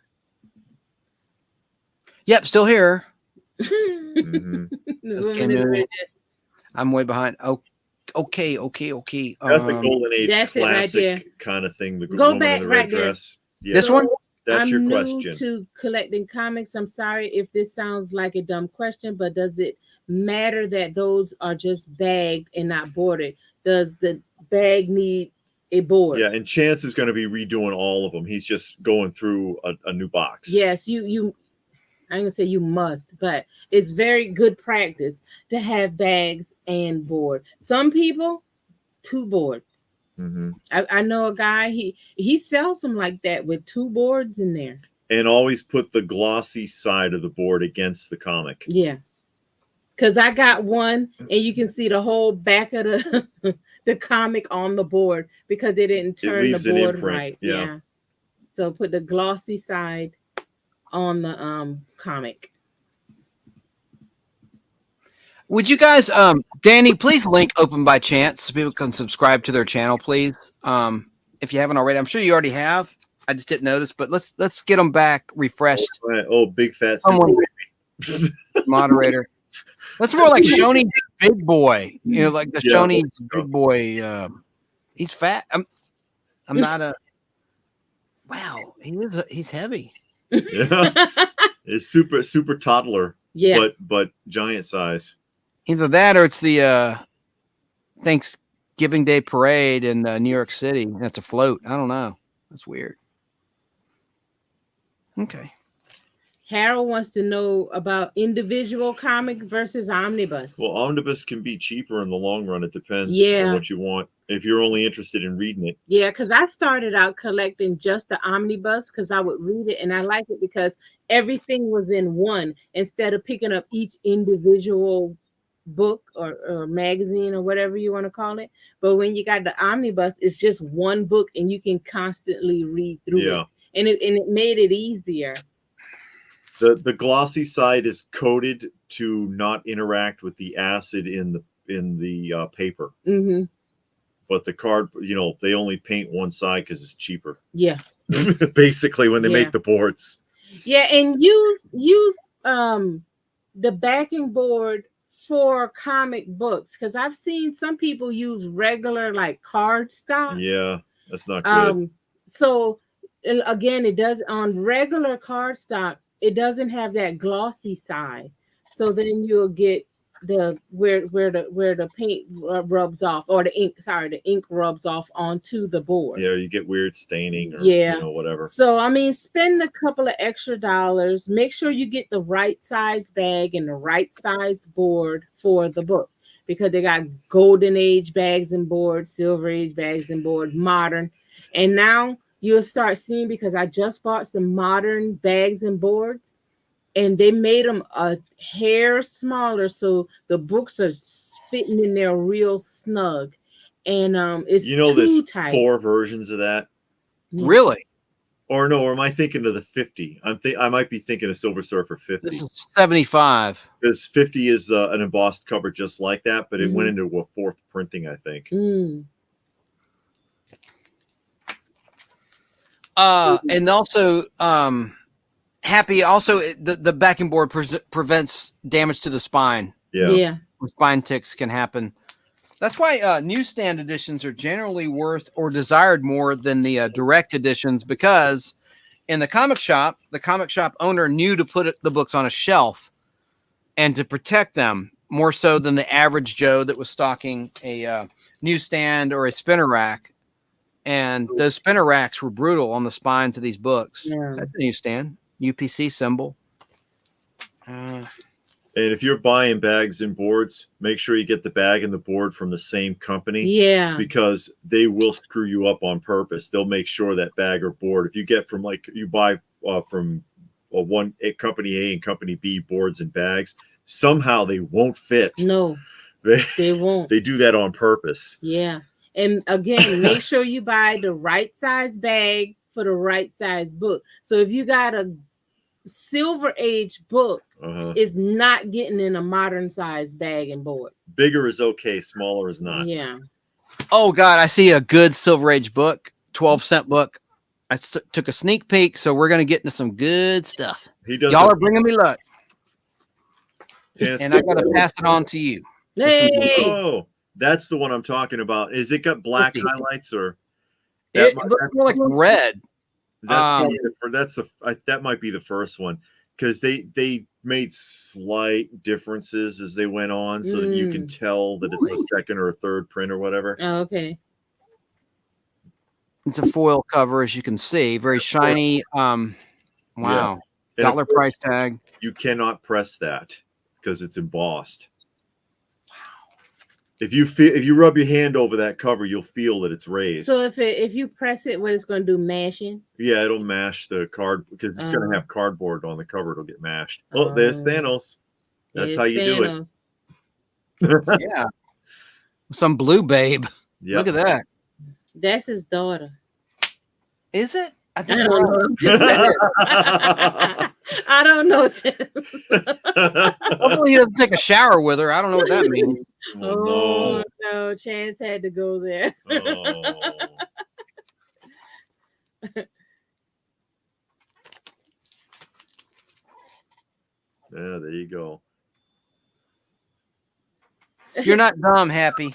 You're asking a good question about backing boards. You're new to the hobby. The one above that. Click on the one above that one. The one that says, that one. Yeah, there you go. So I recently bagged 200 comics, and you guys made me figure out that I didn't about have the boards the wrong way. Thanks, guys. Oh, yeah. I mean, you didn't know. Yeah, you didn't know, but now you know. So go sit down and watch yourself a good movie and flip those boards around. Because I know I make up my bags and boards as soon as I get them. Yeah. I open up the bags and I just put the boards in them. So it'll be ready while you watch TV. I mean, and then you slip your books in. It's ready to go. Get yourself some tape and tape them down. So glossy side against the book, yes. Glossy against book. And if you ever need to open it again, take the tape off first, or you'll be really sad one day. Yeah, that's a practice I got to get into. Yeah, because sooner or later that tape will snag a book somewhere. Yeah, and it's going to be a good book. Yeah, I know. It's going to be an expensive book. It's not going to be that cheap book that you only paid 50 cents for. It won't be that book. Yeah, it's going to be the one that you pay $800 for. Then you're going to be mad. Oh no! And my flock invoking G.I. Joe here now. Knowing is half the battle. A raw era. Yes. Yeah. So go flip those boards around. Okay, we're still on Silver Surfer. Okay, cool. Well, I went back to 50. K Moonin saying this is a third print. Yeah, that's what I was trying. I was trying to see if it had the black highlights in like on his body. If it's got deep black lines on his body, it's probably the third print. No. I'm surprised. I thought this person only bought first print, but I don't doubt you, K Moonin. Good to know. Thank you. Interesting. Okay. Yes. I mean, I'll continue with the book. Silver Surfer versus everybody.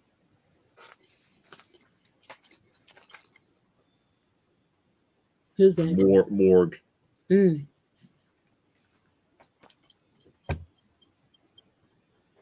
Oh, Fire Lord. Yes. First introduced, I think, in Thor 225, if I'm not mistaken. The Living Bomb. That'll be when he comes out Storm? in the MCU. Wonder Man. Storm, Wonder Man. 2 people that Silver Surfer should be able to kick the crap out of, but whatever. Right. Whatever, Marvel. Silver Surfer versus Thor. And Beta Ray Bill. You got a Beta Ray Bill book. Yes, I do. I pressed that sucker to a 9.8. 337, Thor, Uh-huh. the first appearance. Is that what you mean, David? Yeah. No, not that book. You clean the Beta Ray Bill book. Now he's correcting K Munison. My bad. It's a second printing. Mm. It even says on the direct logo. I Yeah. confused it with the third printing. That issue number 50 has several different prints. I wonder why. Certain of those covers they did that with, if it was like one of those special edition covers, they re-release it with gold in the background, or they did a lot of stuff like that. They did that gimmick. Yeah, New Mutants 87, they redid it with a gold instead of orange as a second printing and stuff like that. I think that color rub is all books. Yeah. It doesn't matter. They don't discriminate. Jeff Logan says that's not the third print. Third has a red banner at the bottom. Okay, we talked. Yeah, that's cool. I found already 35 of Silver Surfer. That was the more valuable with Thanos, but there's a Thanos cover around there, issue 44. But 35 is the one I've already located in this collection. Nice copy of that. Not a huge key, but it's a quote unquote key. Maybe a $30 book tops. But I'm glad to fill in some gaps because I have in my personal collection. Oh no, not you. That's what the heck is that guy's name? That's the issue where the Marvel version of Mixias Pidlick shows up. Oh yeah, I forget his name. The Impossible Man. I think so. The little green alien. And if I remember correctly, he make no, I'm trying to remember. Look at this. Just to prove I've not gone through this box. See how those were sticking together? Yeah. It's the Impossible Man. I think is what you're thinking of. Who you're thinking of. I think he shows up in that issue. All right, now we're getting somewhere. Space 1999, Charlton. Oh, yeah. With the Eagles breaking up, John Byrne cover. Yeah. They had some great covers for that run. And look at even the back cover's nice. Yeah. Yeah. These like psychedelic t-shirts. Yeah. Charlton's are usually in pretty crappy condition. Yeah, if you can find a good Charlton, you up there. Regardless of like what series it is, because they really chinced on the paper quality and manufacturing. Oh, look at that. 12 cent Silver Age, pre-Captain America and Iron Man solo titles, Tales of Suspense. And it's in really nice shape. Oh, no, it's not. There's I mean it is, but I just noticed on that edge, the corner box, see that? Why don't Where? Yeah. But let me open it up. It's not bad. Oh yes, these are books I get excited about. Here we go. See, you were nervous too, and look at you. We're getting some good stuff. I can see. These pages are nice and clean, and yeah. And it doesn't smell like pipe tobacco. No, it smells like gasoline. Curiously enough, that's another thing with that. When I do the cleaning and pressing, because I steam clean them, it helps to get weird smells out. I need to hire you for a service on. I have a Ms. Marvel, the first appearance of the Mystique character, and it has like a little price tag on it. And when I bought it, the guy said, "Oh, you can steam that off." And that remains to be seen. But it's like it's loose on one side, but one side is right attached to that cover, and I don't know what to do. It's a double.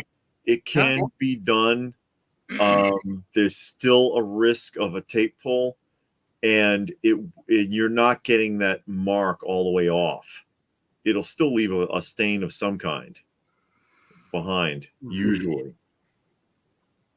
It can be removed. It will be removed. You see, you got Cooking with Silences joined us. Hello, Cooking. I thought those. Oh, case files in the boxes back there. He thought you were Columbo.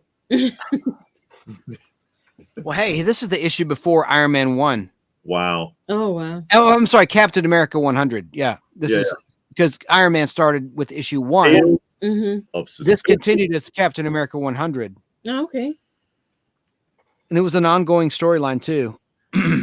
At the mercy of the Magyar. Hello, Cooking. Hey, Cooking. Yep.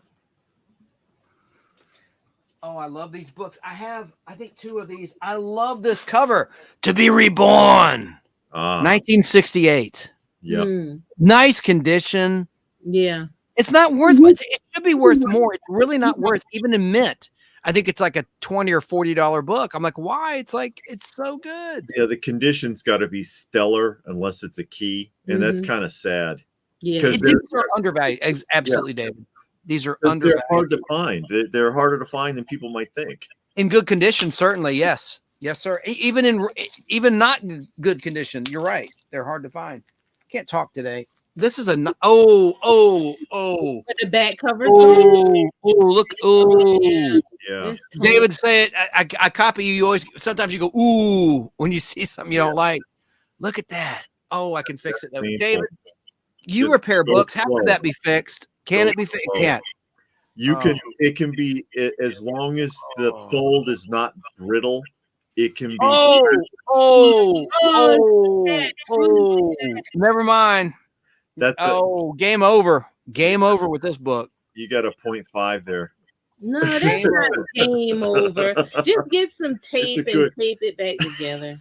This will be all right. Man, dude, I love this book. Yeah, that's no. You can read it. You want it? You can have it if you can fix it. I mean, I'm telling you, on the record, you want it? I love this book. It's so perfect on the front. That's a sad thing. Yeah. It presents well. Lou, how do you tape? You're saying you can't. Well, in theory, tape is no. Damn, man. Not going to get you a purple label. Only if you remove tape. Real tragedy. Yep. Oh my gosh. There's my question, Chance. There's my big question, because we were chatting about this a little bit earlier in the text message.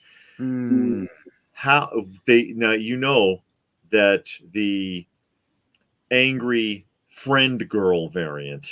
Yes. It's not the girlfriend. Oh, you ripped it off. I ripped it.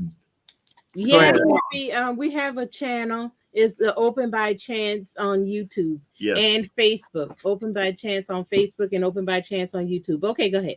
And you're going to love it because they go to conventions all over the Southeast and they film there, so you feel like you're at the convention. And then they show what they found at the conventions. It's awesome. And they go live sometimes, like last night. I was doing a stream myself. I really wanted to be there to ask you about Dallas, but I had the opportunity, of course, to ask you about Dallas today, where you're at in watching those. But no, they have a great channel. I suggest you subscribe. Please, someone link Open by Chance. They've got over, like, I think 11,000 subscribers. That's awesome. And they're growing like crazy. And they're great. Yep. And they're a husband and wife team, as you see, right here in the state of Georgia where I'm at. Look at That's that. a cool copy. Yeah. Remove that tape first next time. I tell you what, dude. And I don't like where it's taped in 2 and 3 places. It's not this guy's fault. It's the shop's fault that he bought this from. But it just increases your chances of a tape snag times 3. Always remove it before, even if because some people get nervous because like, oh, it won't come off right, and I'm gonna have to throw it away then. Just it's worth it. It's well, thank you, Happy. It's better than having a mishap with the tape. Yeah. You're better off just peeling it. Just take the tape completely off and roll it up and throw it away. I'd rather do that than risk a mistake, because it happens. It does happen. Sooner or later, you're going to catch it. I know it got me a couple times. Am I nuts? I probably am nuts. Do you smell comics, guys? Sure. Yeah. I love the way comics smell. Yeah. The way good. I'm not alone. That's why I don't like getting it. That's one of the reasons I don't like grading it, because you can hold it and feel that paper and smell it. Yeah. I know it's stupid, but whatever. No, it's not stupid. I agree with you. And by the way, this was one of the books. There were several in the Tales of Suspense that were put into a board game for Marvel superheroes. Oh, really? In 1968. And this was one of them that could have been in the board game. Just saying. David, I'm sure y'all both know that, but sure. Well, just for those in chat that don't know. Walking back a couple of steps, my question was, the Angry Friend Girl variant. Oh gosh, yeah. Was regraded. And so they broke it out of the CGC slab and slabbed it in a CGC slab, but now it has a purple label. Why does it have a purple label? My friend Jeff Logan, who was on last week, alerted me to that this morning and sent me a text. And he said at Heroes Con in North Carolina, a huge comic convention, as you both know, someone, I guess the guy Dustin, because it was two guys that bought that, my former book that I sold to Titan Comics in 1990. They bought it in 1993 at the Atlanta Fantasy Fair / Dragon Con. And one of the guys sadly died about 2 years ago. And so I think Dustin still lives, if I'm not mistaken. And apparently, according to Jeff, he sold it at Heroes last weekend, which surprised me. I offered him $5,000 for that book. That was my book that was trashed with permanent ink. Look up, like as David said, Angry Girlfriend variant Newsweek. Just Google search it. There's a Newsweek article from 2019. A little bit of fabrication there in the article. We did an interview of Chance, obviously, on our channel a few months back, talking about it in detail, because there's a lot of fabrication around that book to give it the allure. And even if everything is discovered to be a lie at this point, it's cemented now. It's written in stone. It's kind of like the Superman #1 that was stolen from what's his name, Nicolas Cage. There's that lore around it now that you can't get rid of, even if people figure out it's a lie. So that's my other question. What was it sold for? Because a 2.0 restored is lower than a 1.8. First of all, but secondly, he claims part of the lore also is that Jim Lee offered him $50,000 for the book and he refused the sale. So what did it sell for then? What did it sell for? I know. Maybe he hit hard times and sold it for maybe less than $5,000. I don't know. $3,000. But no. Chance it. Oh my goodness. The text from my friend Jeff, where he sent a video which I forwarded you, David, in an email. I saw it.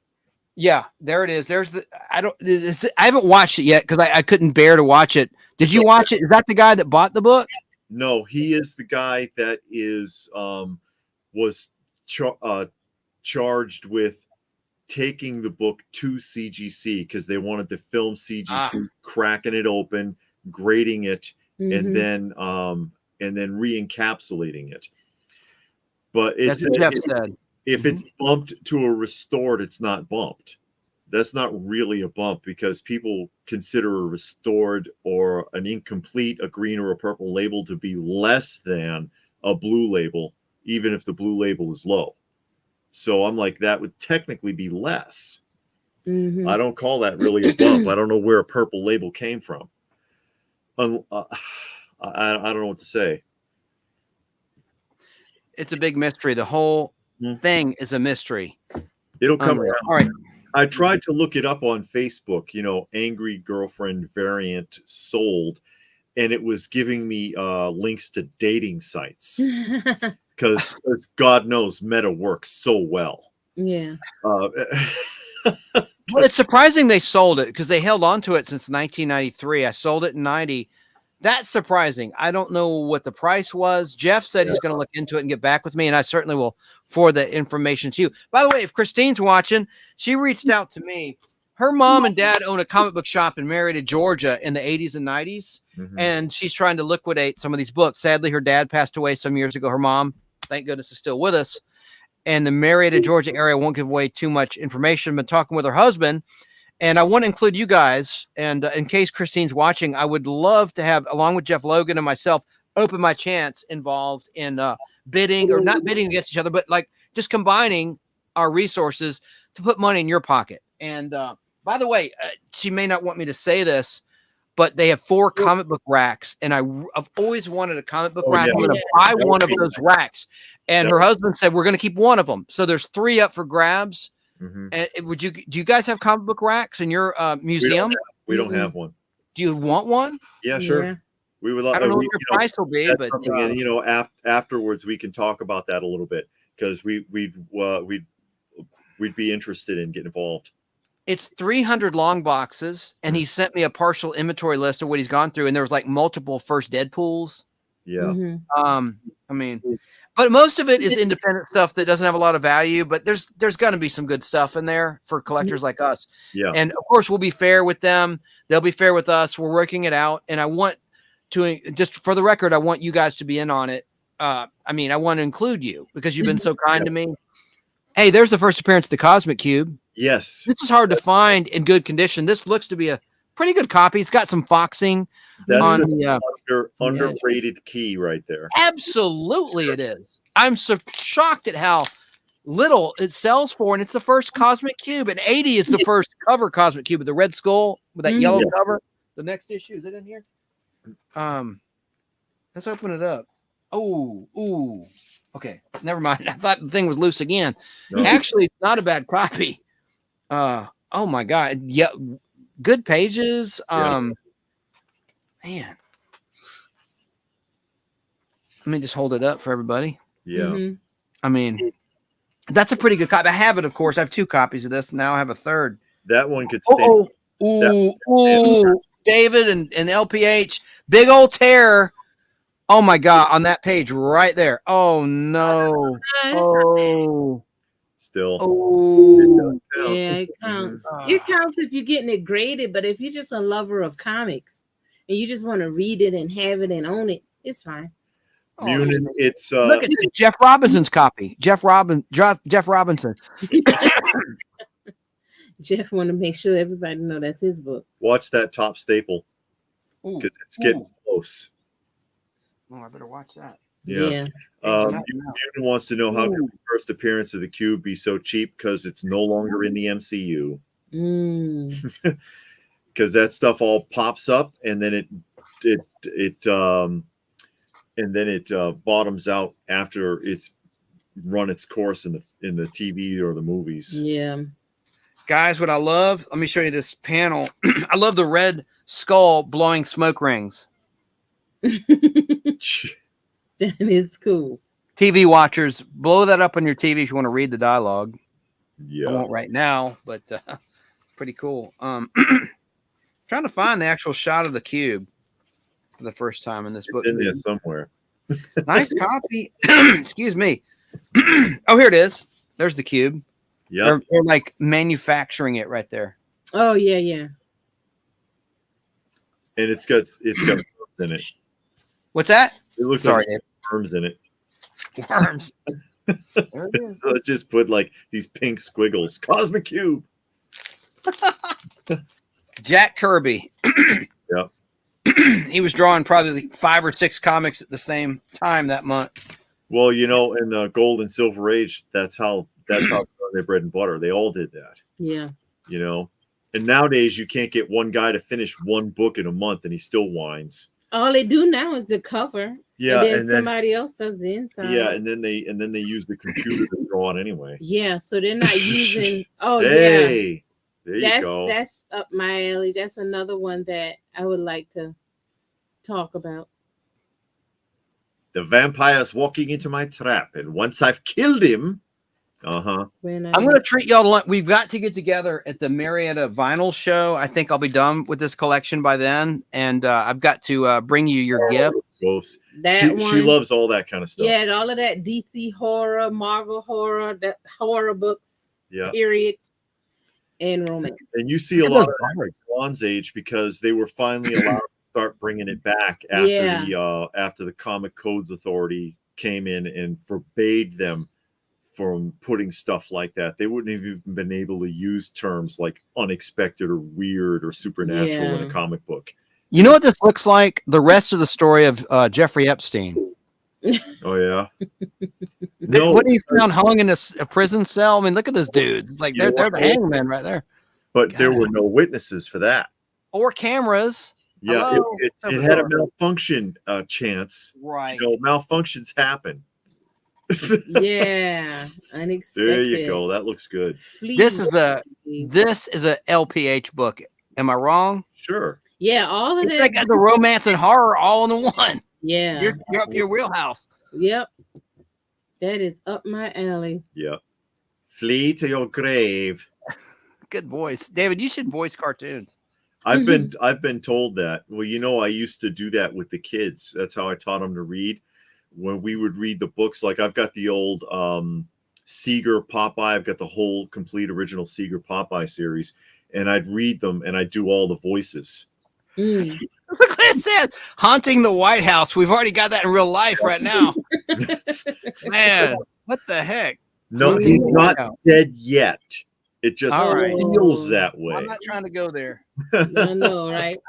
But I can't help myself. Bots will get you. Superman. That's a cover you'd like. I have this in my collection already, but like, don't you like Executioner LPH? Stuff? And that's a good. That's a good. Yeah. See how she gets everything? It's crazy. Oh, Haunted House. That one. Hey, watch that spear, man. Yeah, look at that. Watch that spear, buddy. Ooh, you're right. That's like a Goldfinger moment. You expect me to talk? No, I expect you to die. That's right. Fun. They're coming out of the eye of the skull. I just noticed that. That's right. Look at his face. It's like, oh, not there, please. Protect the family jewels, not that. You might need that one day. You expect me to talk, Goldfinger? No, Mr. Bond. I expect you to die. That's it. Oh, good. We're back to Silver Surfer Volume 2. There. Thank God. Boo. Could be Captain America. Where's the hook? Someone needs to drag me off the stage. Dude, if the person's watching that sold me this collection, I'm only kidding around. I love these books. Sure. Shazam! Yeah. There you go. Shazam! Human Fly, issue 5. These have no value, but they're great books. I mean, they're great reads. It's about a stuntman. Yeah. Mm-hmm. I love them, but they're not worth nothing. Human Fly was a real person. Yeah. What? No, he wasn't. He was. Oh, he was. He was a real stuntman. He used to get in trouble for climbing up the side of buildings and stuff. Yeah. I remember because I was in the 70s. Okay. Yeah. It was like Human Fly on the side of a building again, and no ropes, of course. And we gotta they'd have helicopters circling and you get arrested. World's finest. It's like a super blimp. Superman, stop. You'll smash Adam to nothingness. I've got to, says Superman. Oh. Why don't you just move, Adam? Yeah. Let's just roll Get out of the way. Make yourself smaller. You're an atom. Oh no. There you go. That's it. Fight. That's not a fair fight, is it, David and LPH? I mean, Superman could just knock Batman into oblivion. You see what I've done to the room? You're next. I have this one. Yeah, I think it's a Gil Kane cover. That's a bizarre one. It's like Salvador Dali art. Yeah. Yeah, that is weird. Where's Mixia's Pidlick and all that? The new DC, circa 1984. Right, yeah, July 84, which would have been March 84 in real time. But yeah. Who I'm sure they've brought back and retooled by now. Mixie. Who is that guy? Kronos. Oh, okay. I guess he controls time. We ran out of ideas, man. They had an episode of him on Batman the animated series. He didn't look like that though. He was just a regular guy. That was messing with the time. No, you're thinking of the wrong one. Oh, am this guy actually manipulates time. He doesn't. Oh, okay. You're thinking of what's his name? Yeah. Yeah, I can't think of his name now. You're Okay. like Clockmaster or somebody. Yeah. We're just over halfway through this box, ladies and gentlemen. As we wind down the hour, like sands through the hourglass, these are the days of our lives. Oh, wait a minute. Since you mentioned that. World's finest. Yeah. Since you mentioned that, David. Oh, here we go. Hello. Hello. There we go. Hold on. The following program is brought to you in living color on NBC.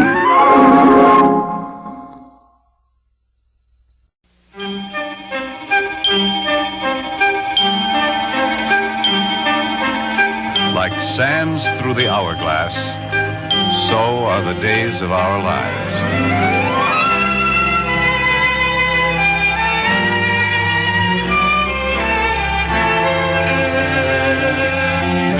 This is MacDonald Carey, and these are the days of our lives.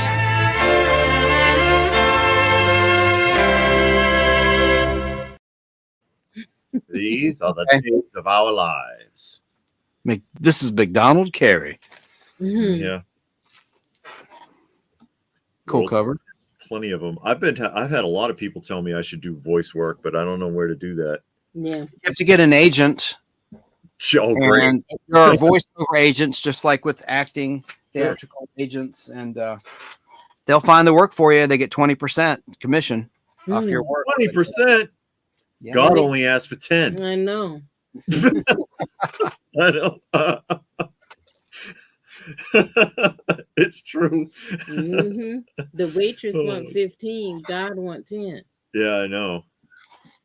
And then above that, you got your lawmakers. They want it all. Yeah, the government want 42. God made the world work with 10. So how that and work? didn't really need that because he told them to stop. Remember when they were collecting for the temple? When they got enough, they said, "Okay, people, that we're good. You don't have to chip in anymore." I've seen that one. We're hitting a bunch of these world finest. Yeah, a lot of world finest. Mm-hmm. No Batman family? I don't care for the Batman family like all that. I got a lot of Brave and Bold, Detective, and regular Batman. Those are good. In the world finest. Batmite and Mixia's Pidlick. Mm-hmm. Well, they can't say that, David. That's amazing. You can pronounce that. The guy with the backwards Mitzelplick. Mixia's Pidlick. Wow. I remember it because they explained the pronunciation in an an issue of Silver Age Superboy, and I just remembered the pronunciation. Pretty cool. That's why it's good to read, kids. See? But they actually explained it because I guess they put it in the parentheses on the bottom to avoid further confusion, kind of thing, because people have asked, and they broke down the hyphenation. But Man-Bat, there's an episode where I keep saying episode, an issue where Man-Bat and Mixia's Pidlick fought each other because I guess they're equal. And somehow Darkseid was involved, and Darkseid ended up wrecked. And Batmite gave Darkseid a note, and he opened it up, and you know how Darkseid was always looking for the anti-life equation? Yeah. And in the note it says anti-life equation equals, and then it had a picture of Batmite's face and Mixia's Pidlick's face on the bottom of the card. And then Darkseid started laughing because he got the joke after what he had just seen with the two of them fighting and tore the whole planet apart and everything. And he was okay and started laughing.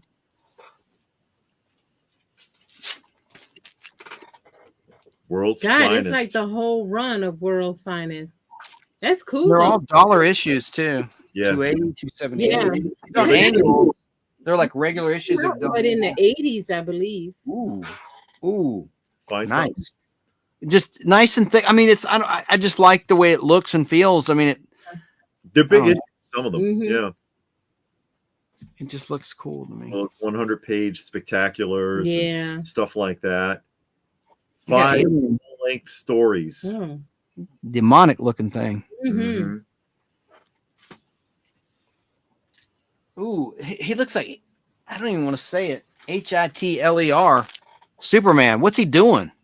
Oh, yeah. Oh, the super flag. Like, S is like a swastika. Oh, Yeah. That's Stand back. Stand back. No one can stop the new Superman from taking over the world. Yeah, it's a Nazi analogy. I mean, And now you know where they got the idea for the Nightmare Batman sequence. And then you got from the Green movies. Arrow, you got Wonder Woman. It's like the whole Justice League. Oh, there's Nazis right there with the Superman on their arms. Like whoa. Just like in the movie when they had the bands with the silver S on them. Remember? He's a fascist. Yes. In the Nightmare, in the Nightmare storyline. Look at the flags too, like the nationalist. Whoa! I'm setting that aside. I got to read that one. That's crazy. Man takes over the world. Damn. Yeah. Killing everyone on Earth. Yeah. All he needs is a good idea. He can kill everybody. Jeff Logan. Can do I'm it. sorry, LPH. What'd you say, hon? Sorry. No, I was just saying that he can kill everybody with his eye beams. Yeah, do it from orbit. Yeah. Just pick them off one at a time. He doesn't need to do all Speaking of eye beams, there's a Cyclops with one eye. Yeah. Whoa. What's the price? That's a 30-cent book. 30 cents. Did you notice DC went up in price before Marvel did in that period in time in like the late 70s? They went up before Marvel did by a lot, like by months and years. Anyway, whatever. By a lot. By enough. By enough, right? Or for enough for some people to say, I'm not buying this book anymore. It's getting too expensive. Yeah, and then they all went up, so they went back to buying it. Well, you saw the most significant changes was in the 90s because you went to $1, $1.25, $1.50, $1.75. It seems like every few falling months, off of the cliff. Every few months it was going up again. Yeah. In the 90s, it just kept going, and it's like, oh my god! And by the end of the 90s, the books were $3.99. Well, isn't it still $3.99? Are they out of their minds? I don't know. I think they're $5. This reminds me of that song by Blondie. The tide is high, but I'm holding on. I don't know. Huh? Is that a dude? I think that's a dude in the water. It is a dude. Oh, is it? I thought it was beard. Yeah, it looks like he got a beard. It looks like a chick, but yeah, he's got a beard, facial hair. I see now. Help me, honey. And then that lady on the side, she don't care. Hit me. What do you want them to do? Jump in and go down the waterfall? Look shocked. Batman and the Outsiders. They're in the 1980s ninja movie craze. I guess. Yeah. Samurai, that kind of garbage. Chinese throwing stars. Yeah, well, the martial arts got real popular then. Yeah, they had a lot of martial arts movies, a lot of cheap ones. Yes, some were good. The some American were ones were the worst. That low budget Canon Films, they did a lot of ninja movies, as well as Superman 4, one of the worst Superman movie, even worse than Superman 3, in my opinion. And that's hard to do. And you saw Miami Connection? Miami Connection's funny though. It's bad as hell, but it's funny. Martial arts movie about a karate band. Yeah, they're a band from Miami, but they do karate and they do it on stage while they're doing their music, and they get challenged by a biker gang or something. It's ridiculous. Yeah, it's pretty stupid. There were some good martial arts films from the 80s that were American projects, like Bloodsport. Yeah, but Green that was Machine. like That Or was Mark's like Toys. not really because that's the one with Jean-Claude Van Damme, Yes. right? Yeah. Yes. You know what's I don't funny really about count that? That was a that good as one. American. You know what's funny about that, Chance? You probably know the trivia about that with David Dukes, the real life character that's supposed to be based on. You know the Yeah. trivia that because he's supposed to be like the first American ninja, and he worked for the military on secret missions, and he was trained by a 40th generation Quit ninja. Earth. How did quit Earth? Because you got tired of them whiny people I always guess. getting in the way and cats out of trees and crap, but not appreciating nothing. That could be almost like a gay cover. I don't know. I mean, I don't know. Ambiguously gay duo. I don't know. So Batman always told Superman he don't like it carry when me. he carry him. Don't care. And I don't mean that derogatory. I'm serious. I mean, Yeah, Mhm. ooh, look at that monster. Oh that's yeah, a good one. that looks like one from one of the 50s, 40s, 50s books. Those monsters from space books. A world without men. What the And then hell? David Dukes. Boy. David Dukes was supposed to be the first American ever to win a Kumite and all of that. And they found out years later he made all of that up. Mm.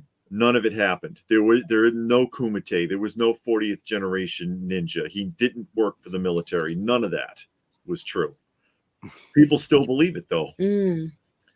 That's right, Southern California, Sarah. Very SNL, Chance. Yeah, ambiguously gay duo. That was a funny little bit. It couldn't do that now, I don't think. No, they couldn't do it now. Couldn't do it now. Oh, they would, but No. they're going to do something else with it. They're going to make sure you know and understand. Yeah, they make sure you know and understand. It wouldn't be implied. Yeah. Why is everyone looking at us like The that? end. We're not looking at anything. It's all perfectly normal. Mhm. The Micronauts. Mm. I'm building a set here behind me, so that's going to go in the set. I'm trying to. I already have my personal, the whole set of Micronauts, but let me set that aside. That's a good condition copy. This Well, box is just so random. I mean, like, there's a whole chunk of these world's finest, and then you have a Marvel thrown in there in the middle of them. My goodness. Oh, I have this in my collection already. I love that cover with like yeah. he has kryptonite fists, like Fist. knocking the hell out of them, like Rocky style. Well, Like that's Rocky how he III. eventually beats him in Dark Knight. That's Yeah. the only way he Returns. can beat him. He had the kryptonite knuckle dusters. Look at that tire being hurled at Superman. Reminds me of Superman 3. Oh no, Or- I don't know. it's flying past him because the car crashed into his chest. Oh, see, good eye. Oh yeah. I Oh, know, right? wow. And I guess Hawkman or somebody's better catch it because I love Batman with the stop sign too. It's like, hold it right there. Yeah, like it's gonna. Oh my jump God. down. You are so observant. Amazing. Mm, Hey, there you Oh, go. no. That's recreating a classic horror cover. Oh, is it? really? For the guy who's under the ground pounding on the lid of the coffin, Mhm. and the guy's walking away with the shovel. Yeah, that's a good one. Oh, Yeah. Keebler's taking a bite out of you there, Chance. I see. I like Keebler. I'll give Keebler a pass. Oh no.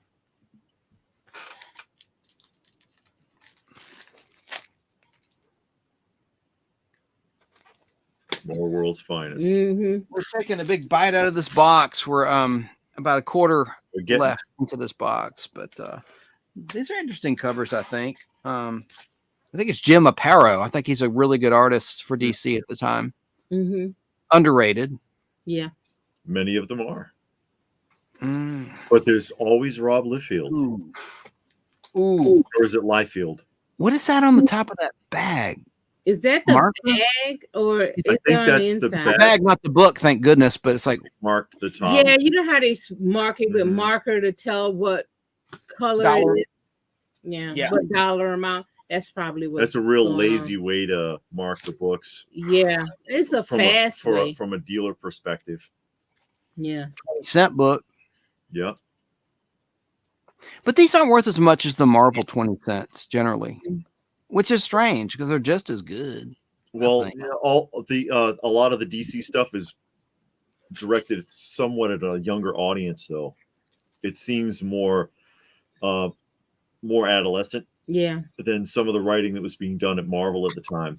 And of course, as you get into the history, you realize comic books, for the most part, were being produced for adults, not children. Joker and Lex, looks like. Yeah. That's a bad idea. Mm-hmm. Working with Joker is never a good idea. No, it's never a good idea. Don't hire Joker for anything. Joker, the only person in the DC universe who can resist Wonder Woman's magic lasso. Oh, can he? Yeah. She Go threw ahead. a lasso over him, and I forget when it was. It was probably Silver Age, but she throws the lasso over him. It might have been Bronze Age, but and she wants him to answer questions, and he says, "No, I don't think so." And she was like, "I don't understand. You're supposed to be compelled to tell the truth." And he was like, "You have to know the difference between the truth and a lie in order for that to work."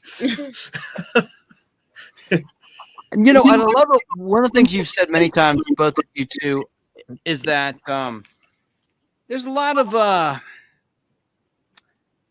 unincentives in buying more modern comic books, like no dialogue balloons, no reason to know. And this is kind of a lazy cover. 2 hands. I mean, what's going on here?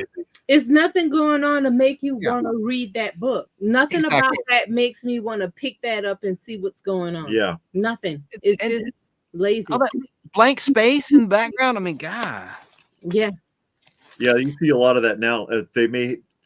The covers may be well drawn, but they're portraits. Yeah. They I don't mean, mean that anything. got a little more going on because the guy's on fire. You got the cityscape. It makes you want to know, wow, why is he burning that guy? Why is Plastic Man so damn big? Yeah. Because you look at that and you're curious as to what's going on.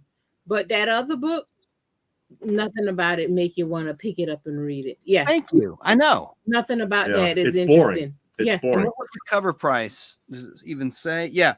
$2.25. Why would I lay that down for this mess? No. Plus tax. No. Plus tax.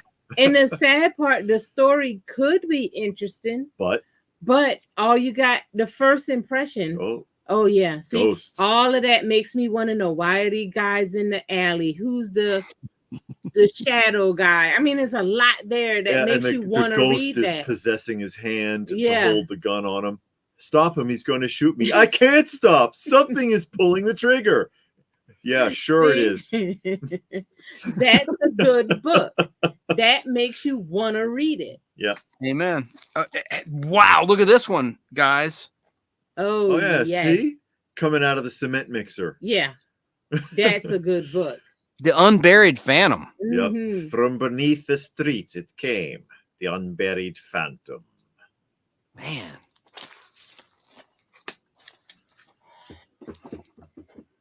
Silver Surfer. That one's kind like of 1996, maybe. I don't know. That looks like it was painted on a computer. Yeah, probably was. This is like the end of that era, right? This is like the transition from good art to just generic nothing. And like I said, some of the covers they do now, the variants, it's well drawn, but it's a portrait. Yeah. And often has nothing to do with whatever's going on in the book. Like the Eminem cover everybody was bonkers for. Oh, He's not in there. No. It's not like there's an actual Spider-Man rap battle that takes place. I think that would have made the book more interesting and more desirable. Maybe. If they met each other and did things together, and then at the end they have a rap battle. Mm-hmm. I think that would have really sold the book, made it worth the money they were asking. Doomstruck. What is that? Oh, Dr. Doom taking out Silver Surfer. Yeah. He's on. It looks like it might be a reprise of issue 57 of the Fantastic Four, where Doom took Silver Surfer's powers. I don't know. Mm. Could be a He borrowed them. yes. Borrowed his powers. I just want to see what it feels like.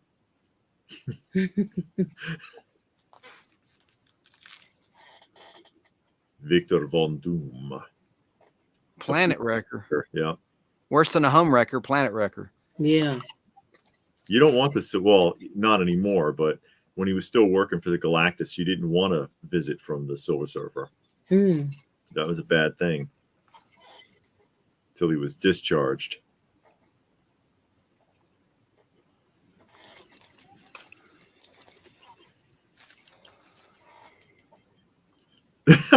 Who's the green guy? That's a Skrull. Oh, You can, and is that supposed to be Namor or The Wonder Bounty. Man, or I can't tell who that is. It might be Wonder Man. Abel, maybe. I don't know.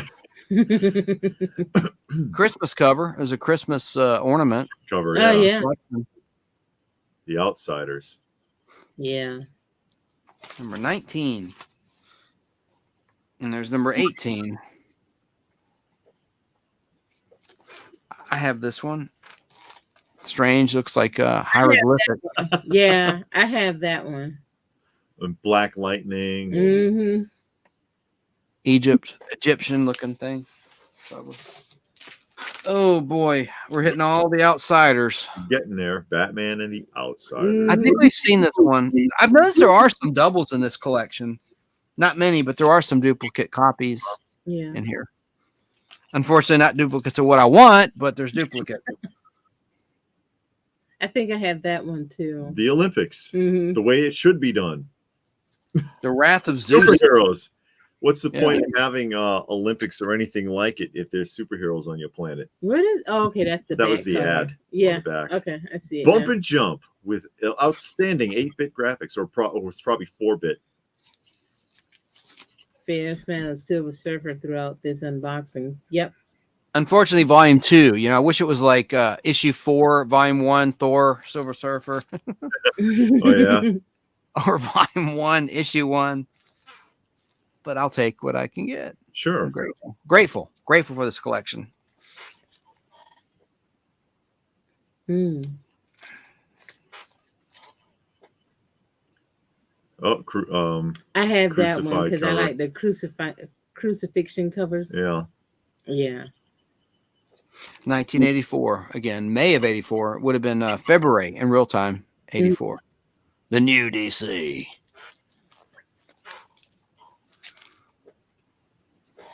Lots of Outsiders. Mm-hmm. I wish I could find New Teen Titans 2, like the first appearance of what's that villain's name? I've got a copy. I had 2 at one point. It doesn't matter. New Teen Titans. Someone out there in chat will know. New Teen Titans issue 2 is the first appearance of what's that villain? K. Moonin. You know, look it up, please, sir.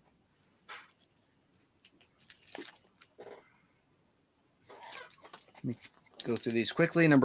Counting down. There's number 4. Here's number 3. Yeah, Oh, it jumps to the annual. Doggone it. I have number 1 though. Annual number 2. And then annual number 1. Oh, it's 1984. Do you know where your freedoms are? Oh wow, that's a good one. Yeah, 1984. That's Yeah. a good Yeah. reference there. Tie-in reference. That's a good one. George Orwell. Orwell. Mm-hmm. I'm going to set that aside for sure. Ooh, now we get to Spectacular Spider-Man, a criminally undervalued and underrated book, in my opinion. Mm-hmm. I thought Sal Buscema was a good artist. And here's, yes, Zombie Gwen Stacy, Zombie Peter Parker. Yeah. Night of the Living Dead. Mhm. Oh, Red. Living Ned. Ned. Like Ned Leeds, I guess. Ned Flanders. Mm-hmm. Ned Flanders. That's it. Oh, now see, here's another random. Battlestar Galactica issue 7. Oh, First one of the new, after the adaptation of the 2-hour first episode, 3-hour first episode. yeah. It was 6 issues, and so this is number 7, and it's got some folds I need to fix in the back. It's not worth anything. Munin thinks it's Deathstroke. Deathstroke is exactly who it is. Thank couldn't you. think of it. I kept thinking Deadshot, and I knew that wasn't right. That's exactly what it is. Well, I'm going to grab this last gasp of this box. There we go. So we're down to this many books. Okay. So far, I've been kind of disappointed with this box. Well, Really? A little bit. Like, there's not. Well, it did have the first Cosmic Cube, but it's not. when you I'm not in it for the value. I'm in it for the covers. I'm in it because Sure. I love comics. I'm not some like flipper seller hustler type. I love the comics, but it is nice to get a sexy, valuable book. You know what I mean? Yeah. So you're not the Superfly of comic books. Right. Ooh, look at that one, mystery. Oh, Oh, wow. yeah. Yeah. That's a Set nice that one. one aside. It needs a board. Yeah, it needs It's got a board, but it's bent. But look at that great artwork. That's a bent up board. Yeah, it is. That's a shame. Yeah, set that one aside. Can this be pressed, David? And as long as there's no color breaking, can it be repaired if I press it? Yeah, it All can right. be pressed out. That you can't fix where it's color broken, but it'll be flat. No more Captain America. We're More back at bent. Captain. It got lumped in the back. That's Yeah. what happened. I'm building this set, the Superman Batman. Like I've noticed, I think this guy had the whole run. There's 27, so that's good from my perspective. I'm trying to set these aside. Wow. Can you say well endowed? What the heck? Who drew this? Some She all in there. Yeah, but she Yeah, always it's looked like, like that. That's traditional top heavy. for Power Girl. Star Trek. Yeah, The Last Stand. Yay, Star Trek! Yay, Star Trek! There you go. Oh yeah, here we go. I love them, man. They're good books, but they're not worth anything. Okay, Sentimental value, though. Yeah. Oh, look at this. Into it. Hate. Hate. What the heck? With green slime. Yeah, it's like Nickelodeon. Yeah, I know. Can't do that on TV, television. Nope. Mm-mm. And Spock! He's dead again. Oh no. uh-huh. Doomsday Bug. Spock. And Woo Rider has joined. Out of your fucking mind. Oh, okay. Oh, ooh, good one, guys. Uh-huh. Secrets of the Sinister House. Oh, nice. Oh yes. They're the big rat. I think I might have that one. I bet this was 1973 when Gentle Ben was in theaters, and what was the other one? Willard. Willard. Oh, That God. movie. 1973. Let me see. I'm gonna peek in here and see. 1973. I know my stuff. Called it. September 73. So really, it was out in August. No. June of 73. Yep, that all jives. They knew these rat movies were going to be in theaters, so Yeah. that's exactly what it is. They're trying to cash in on it, on that craze. Kitty. Mm-hmm. What's for dinner? Yeah, the girl and the cat. Ooh, nice. I mean, this is guys, I think this might be the winner. If I were to pick one, not for value, just for interesting sake, for interest. White House, Superman, 15-cent Action Comics. What is it saying? Mr. President, keep this secret weapon. If I go mad and endanger the world, push the panic button and I'll self-destruct.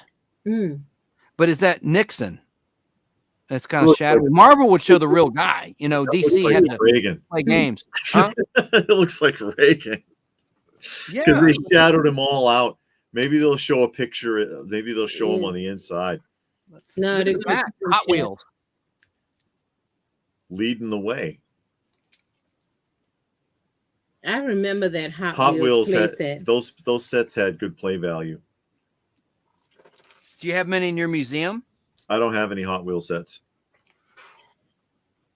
But they had good play value, those old sets. They still make good Hot Wheels sets, but I don't know how many kids are into that anymore, Kids aren't into toys at all. It's all the adults. Yeah, it's a shame. April 1970 was when Uh-huh. this was on newsstands. Okay, so it So couldn't that be. would have been No, I was Nick- just saying. Well, April. Well, yeah, Nixon would have just been sworn in, I think. First and only term. I think so. In January 20th, 1970, I want to say. No, he was elected in 68, Nixon. Mm. Okay. Yeah, David, am I right? You're a historian. When did he resign? In the middle of the second term? Was it his second term when Ford took over, the vice president? Wasn't it? I think it was the second term. I think so, and that's how Ford became president because no one would have elected him. Let me look that up real quick. I don't want to stop the show, but I've got to know. I think it was 1960 because he was on Laughing, or at least he was campaigning in 60. He goes, "Sock it to me." The Nixon on Laughing. Let me see. Nixon. Oh, 1969 to 1974. Right. So he was sworn in January 20th, 69. Yeah. And he resigned in August 9th, 1974 because of the Watergate scandal. Okay, cool. Because it wasn't just about bugging a hotel room, but, they don't teach that in school anymore. No, and they don't teach civics. That ran really deep and it went back decades. But, modern kids, they don't know what that means. Mm-mm. Sad. We're a dumbed down nation. That's for doggone sure. Yep. That's how they want you, dumb. Man. Cayman, and the only people you see in the Hot Wheels section are the old timers at the toy store or at Walmart, Target, wherever you go. Blue Riders, because global elites, the cabal, are programming kids these days. So when they roll out more and more packed out shite, it will be tolerated facts. Okay? Yeah, that's true. I know what you meant. All right, so Cap 353. What is this? 1988 or 87? Yeah, I think. Big whoop. No. Kind of a bad cover. Steel. Superman's on fire. Yeah, Flashpoint. Oh, that's a Flashpoint. Well, this box is ice cold. I'm just kidding. Well, they can't all be gems. I know. You take the good with the bad. Yeah. Movie adaptation. You gotta roll with the punches. Is it Kroll the Slayer or something? With Liam Neeson playing a bit role. Mm. And he is killed. Liam Neeson dies in that film. Oh, does he? I didn't know that, David. Now we're getting to some interesting books. Liam Neeson dies in that film. 30 Cent Superman, 70s. Who's that? Aqualad? Yeah, that looks like Aquaman. Aquaman. Aqualad.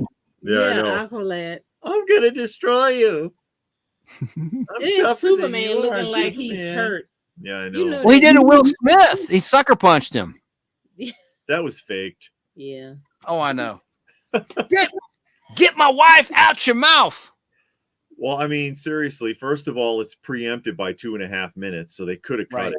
Secondly, they have like 50 camera angles of audience reactions, but only one angle of the slap. And Chris Rock closes his eyes and leans into it. Come on now. How dumb do you think we are? But I don't see what the point of that slap was. It was to draw. Nobody was watching the Oscars anymore. It was to draw attention back to the Oscars. But they went too far with it, and then now they can't walk it back and say, yeah, we made that up. Kind of like the fight between Dolph Lundgren and Jean-Claude Van Damme at the Cannes Film Festival was staged. But Van Damme admitted it on Arsenio like a couple of months later. He was like, oh, yeah, we talked about it on the phone. We set that whole thing up just to be doing something interesting. Yeah, but it ruined Will Smith's career. Yeah, well, he's back now because of the because of Bad Boys. I heard they did a joke about that, about the I heard that too. The thing that saved Bad Boys was practical effects. Batman. Yeah, it feels like an older film. This is like a fashion police moment. What is she wearing? Who knows? That looks like a cover of Marvel Barbie. Actually, seriously. I don't know. There's been some good things in this box, but Sure. You know how it goes. You know, yeah. you never know what's in there. This isn't the worst box you went through. Every box isn't going to Whoa. have 12 copies of Hulk 181 in it, you know. I know. Ooh. Oh, See, I saw Amazing Spider-Man 252. It's in the remaining 3 boxes. I saw it, and I saw Spider-Man, Star Wars 68, the Boba Fett origin, minor key, the yellow cover where he's holding the gun. Where is it? it's in the Where are last those? Star box. Wars.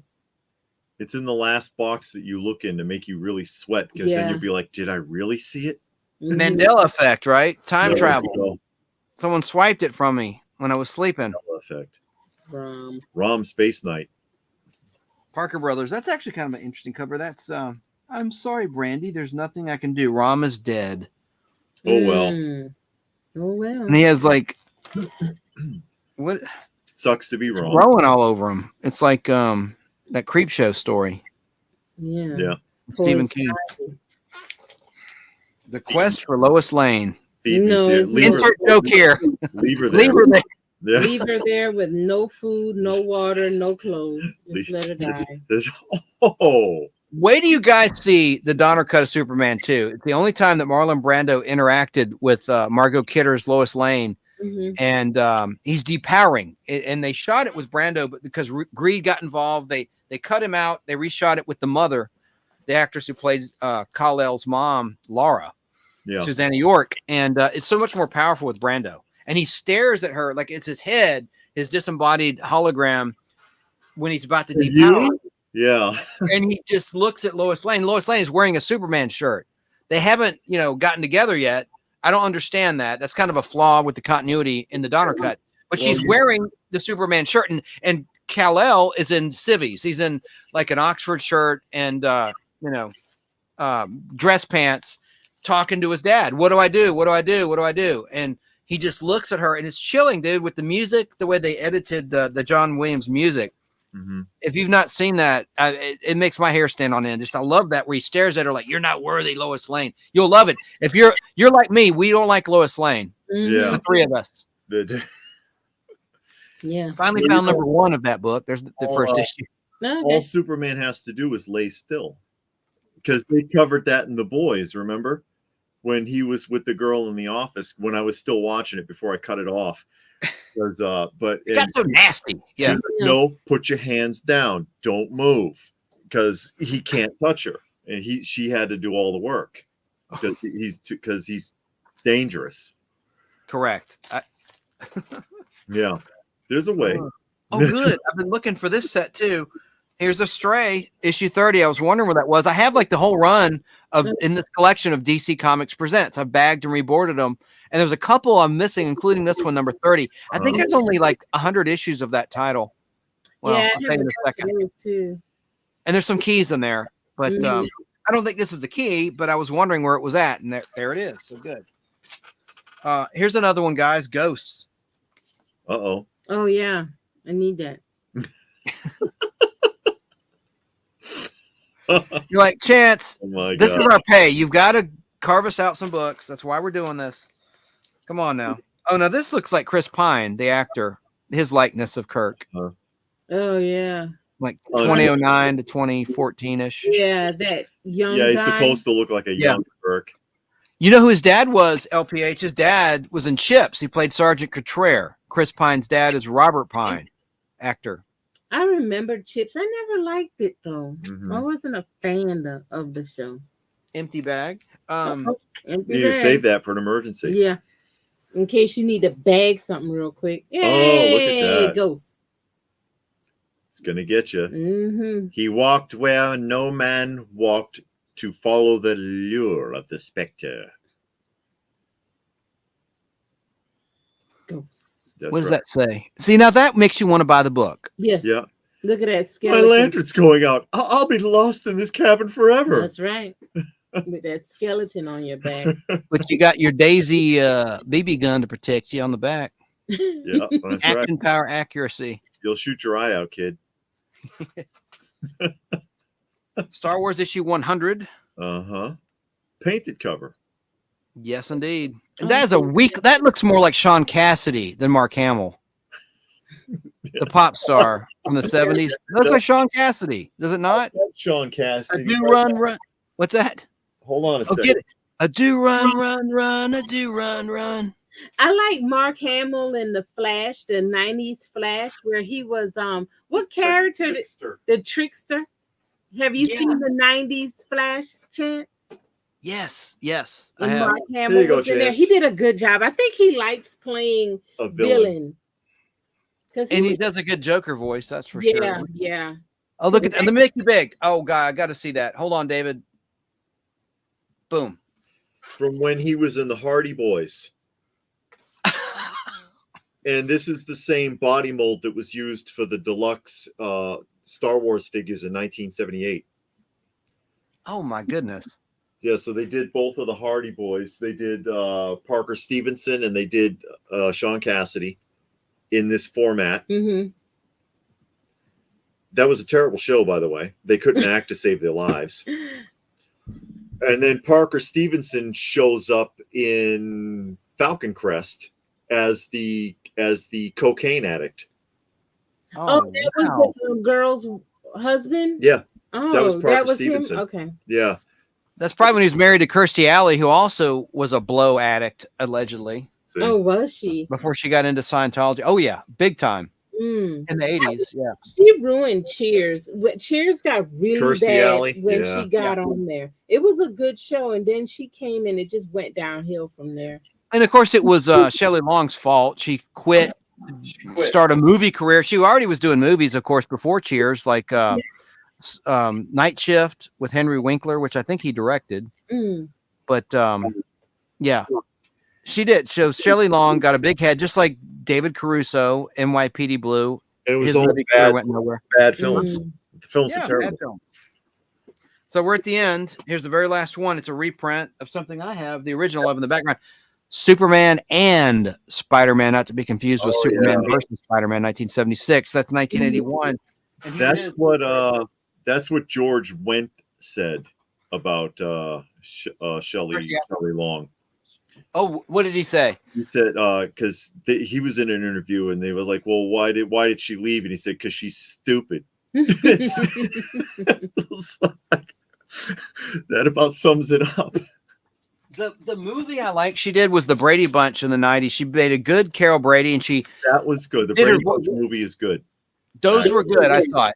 The two. It's based on the stage play. Yes. Making fun of the Brady Bunch. But yeah, that was fun. There you go. That's the original Treasury edition. And you guys know it's so hard to find Treasury bags and boards. Like they only give you like 20, I think, per pack or something. Yeah. And it's all expensive.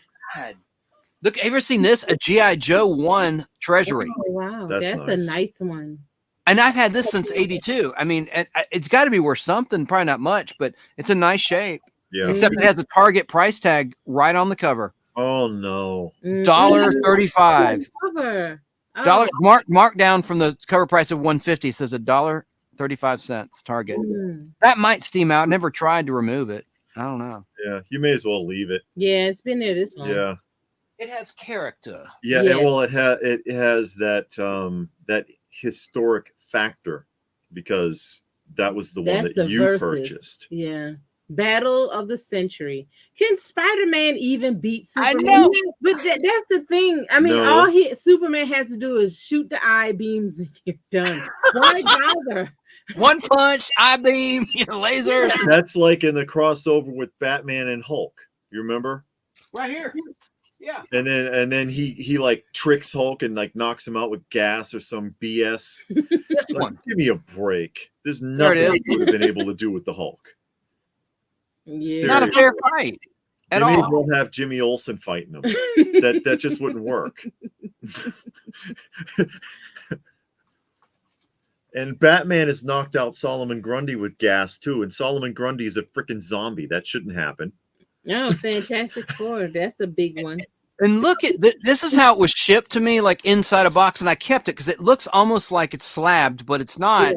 It but looks. I just you can't really see on the camera, but it's like a hard plastic Uh-huh. and it's ridged. I've never seen any material like this. I don't know what it is, but I just love it. It's like preserving this thing. Actually, it makes it look like a lenticular cover. Yeah, it does.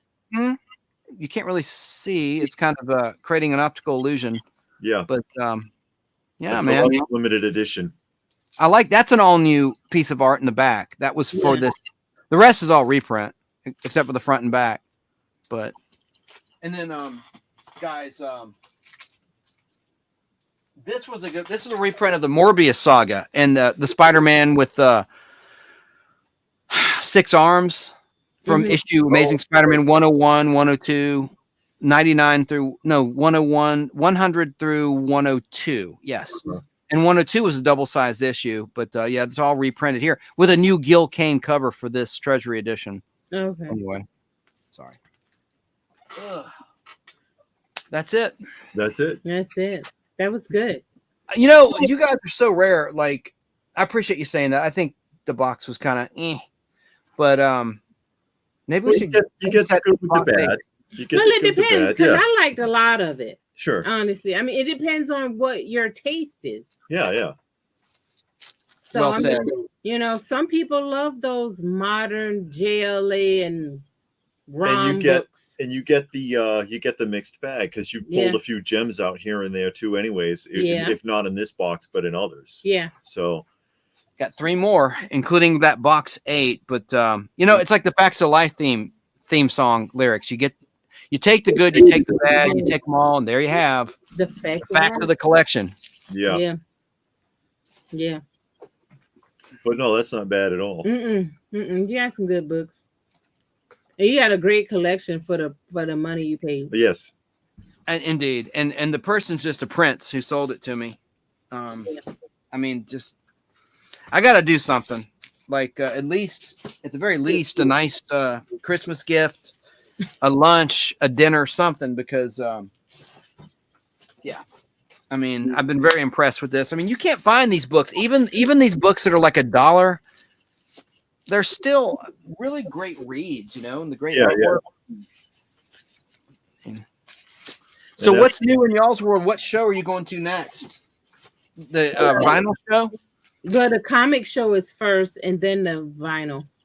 Yeah, because the Atlanta Comic Convention is on the 14th of next month. Yeah. And then the Atlanta Record and CD show is on the 21st. Yeah. Sunday and Sunday. We have millions of carpets to sell. Yeah. So we're going to be doing that. And that's fun. We, looking forward to getting a couple of things. I'm hoping I can fill out my Green Arrow run because that's a really good read. The 90s Green Arrow is a really good read. Yeah, it becomes a Vertigo title because it was an adult-oriented comic anyway. Mm-hmm. Do you want any from the late 80s or just the 90s? You did send me in a text some issue numbers, and I had one that you needed. Mm-hmm. Let me find it. I got it right here while you're on the line. He's got one. One is the loneliest number. 50 books.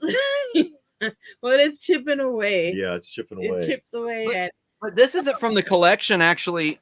This is one I bought new at the comic shop in 1989, and it's one of the ones you said, issue 27. Yeah. I texted it to David, but there's one right there. You can have it. Oh, great. Thank you.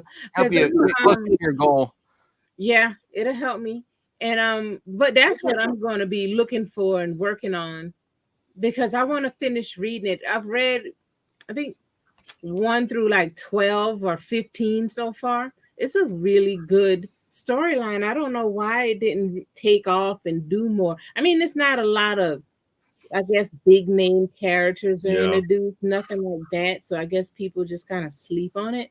But I'd rather read a good story than see all of these big name characters and then the story's stupid. Yeah, then you're disappointed in them, and then you turn around and you sell your issues. Yeah. Like poor She-Hulk. What was it? The sensational. Yeah. John Byrne. Spectacular She-Hulk. Well, Sensational was the second series.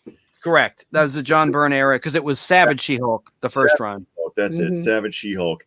That after the show came out, it tanked so bad it's selling for less than it was before anyone knew there was a show. You know, like that. It's like enough already.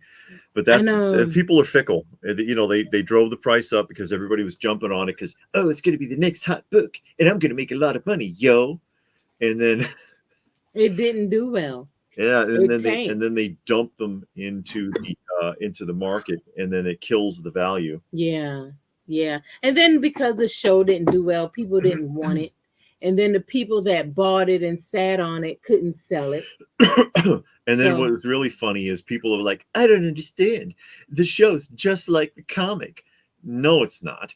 No, it's not. Even if you compare it to Sensational She-Hulk, no, it's not. The comic was making fun of stereotypes.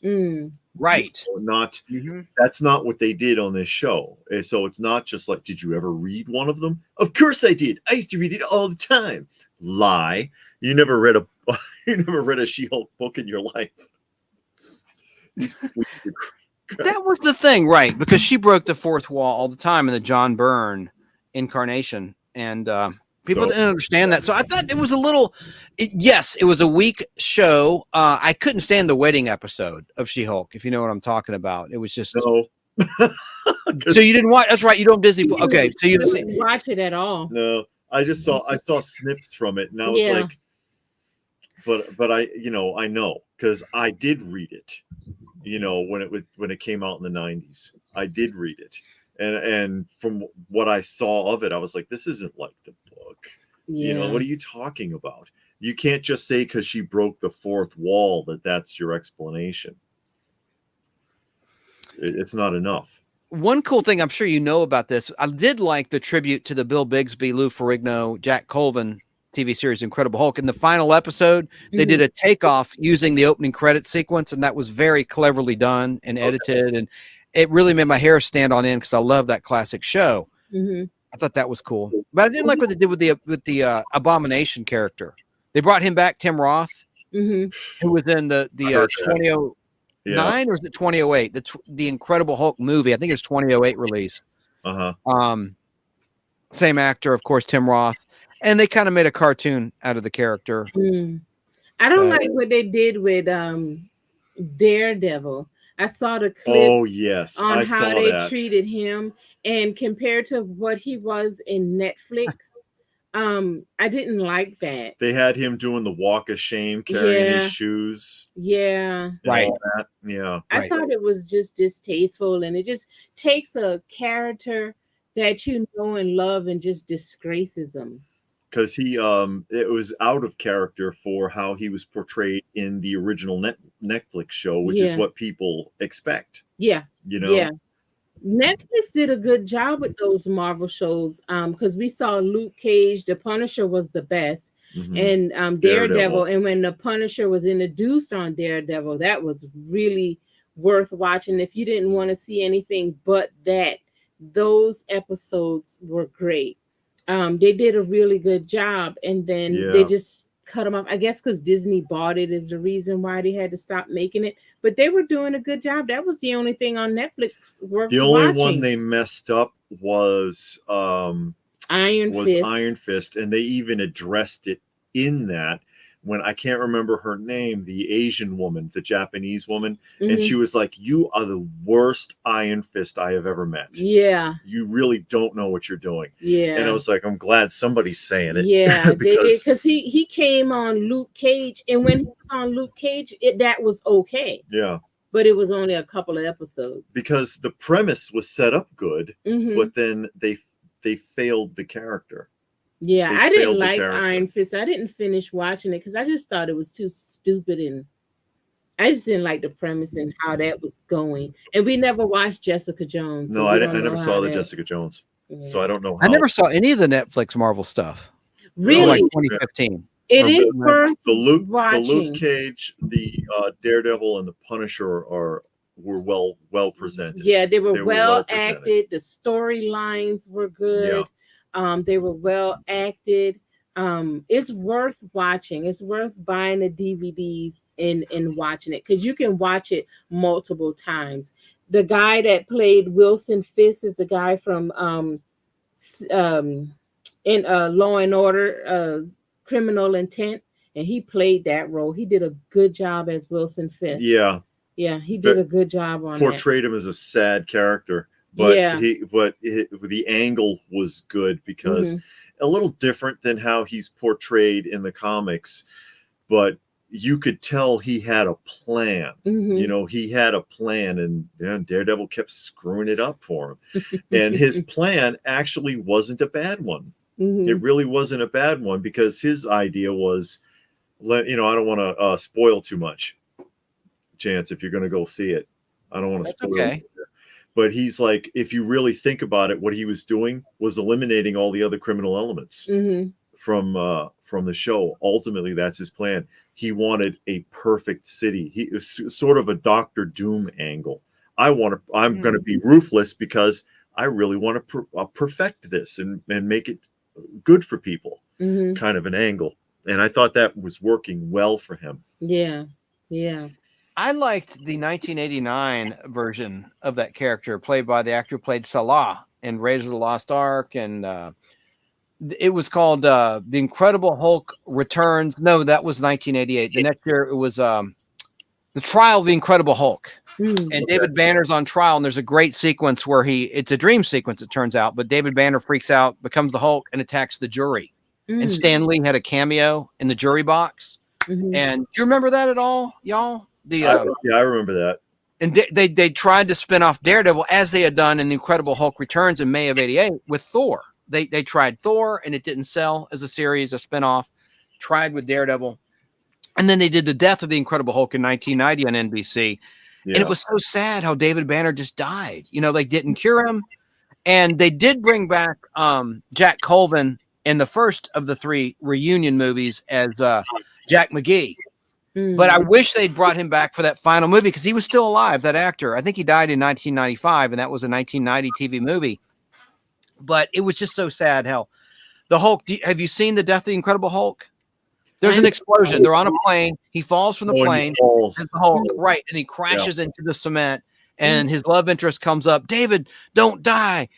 We can be free. And he goes, I am free. And then do, and he dies right there. And that's how it ends. The Lonely Man.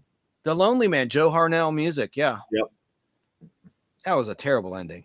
I mean, they could have had a happy ending. Why'd they do that? And that guy, a lot of people ragged on what's his name, the actor who played the Punisher, because they were saying, "Oh, the Punisher is supposed to be like 6'4", and you're not, and this guy is like 5'10" or 5'11" or whatever." Yeah.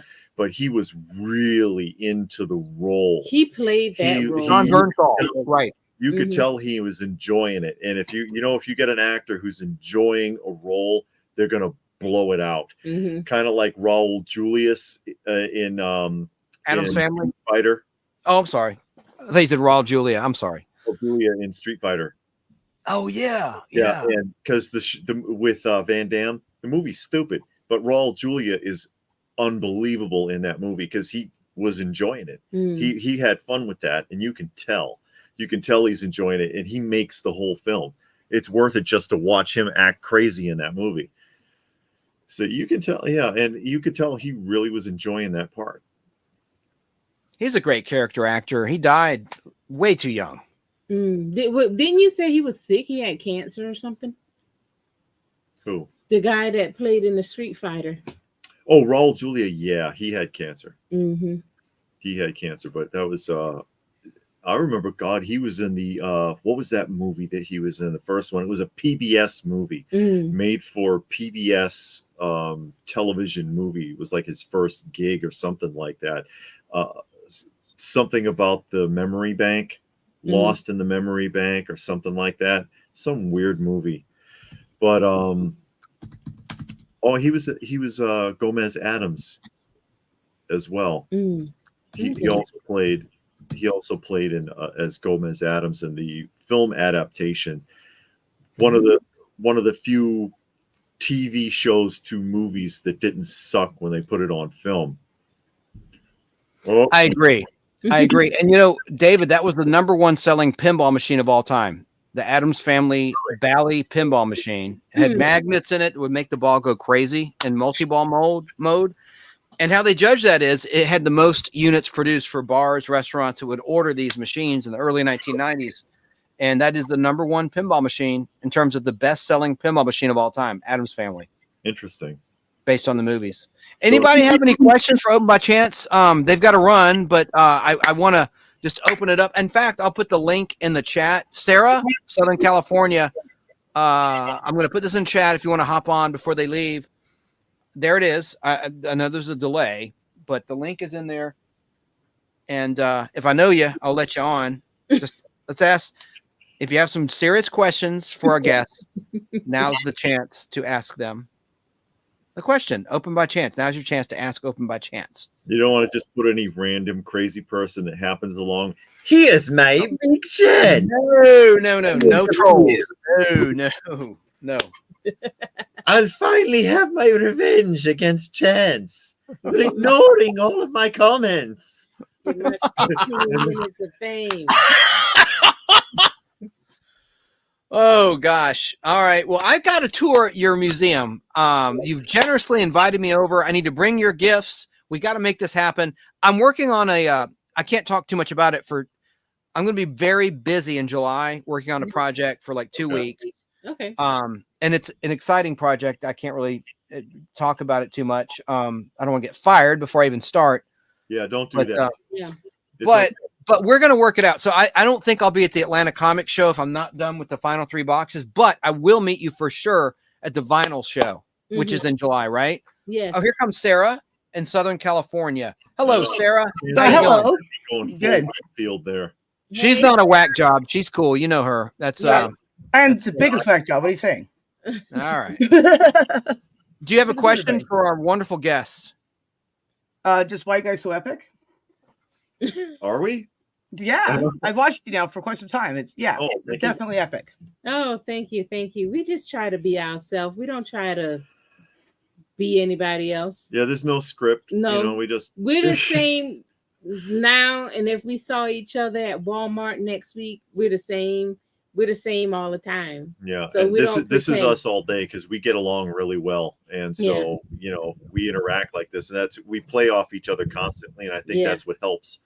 And we talk to people the same. Mm-hmm. You know how some people they're all nice on the video, and then behind stage they're like, ugh, it's Sarah, she's back. Oh, it's Chance. You know what yeah, I know those kind of people. Yeah.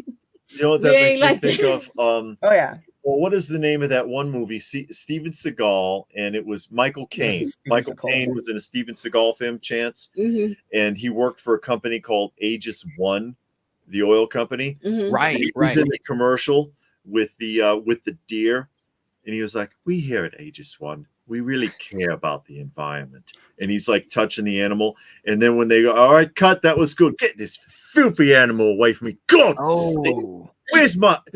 And for God's sakes, this is the tie you give me. Who's responsible? Look at my makeup. Then he just goes nuts because he's a total bastard in real life. Yeah. Yeah. That's funny. That's a great scene, though. And it's a perfect picture of your average politician. Just saying.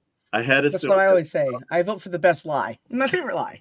You know, on a serious note, Sarah's father passed away recently. This is very serious, very sad. And unfortunately, he will be voting in the next election in California. I'm serious.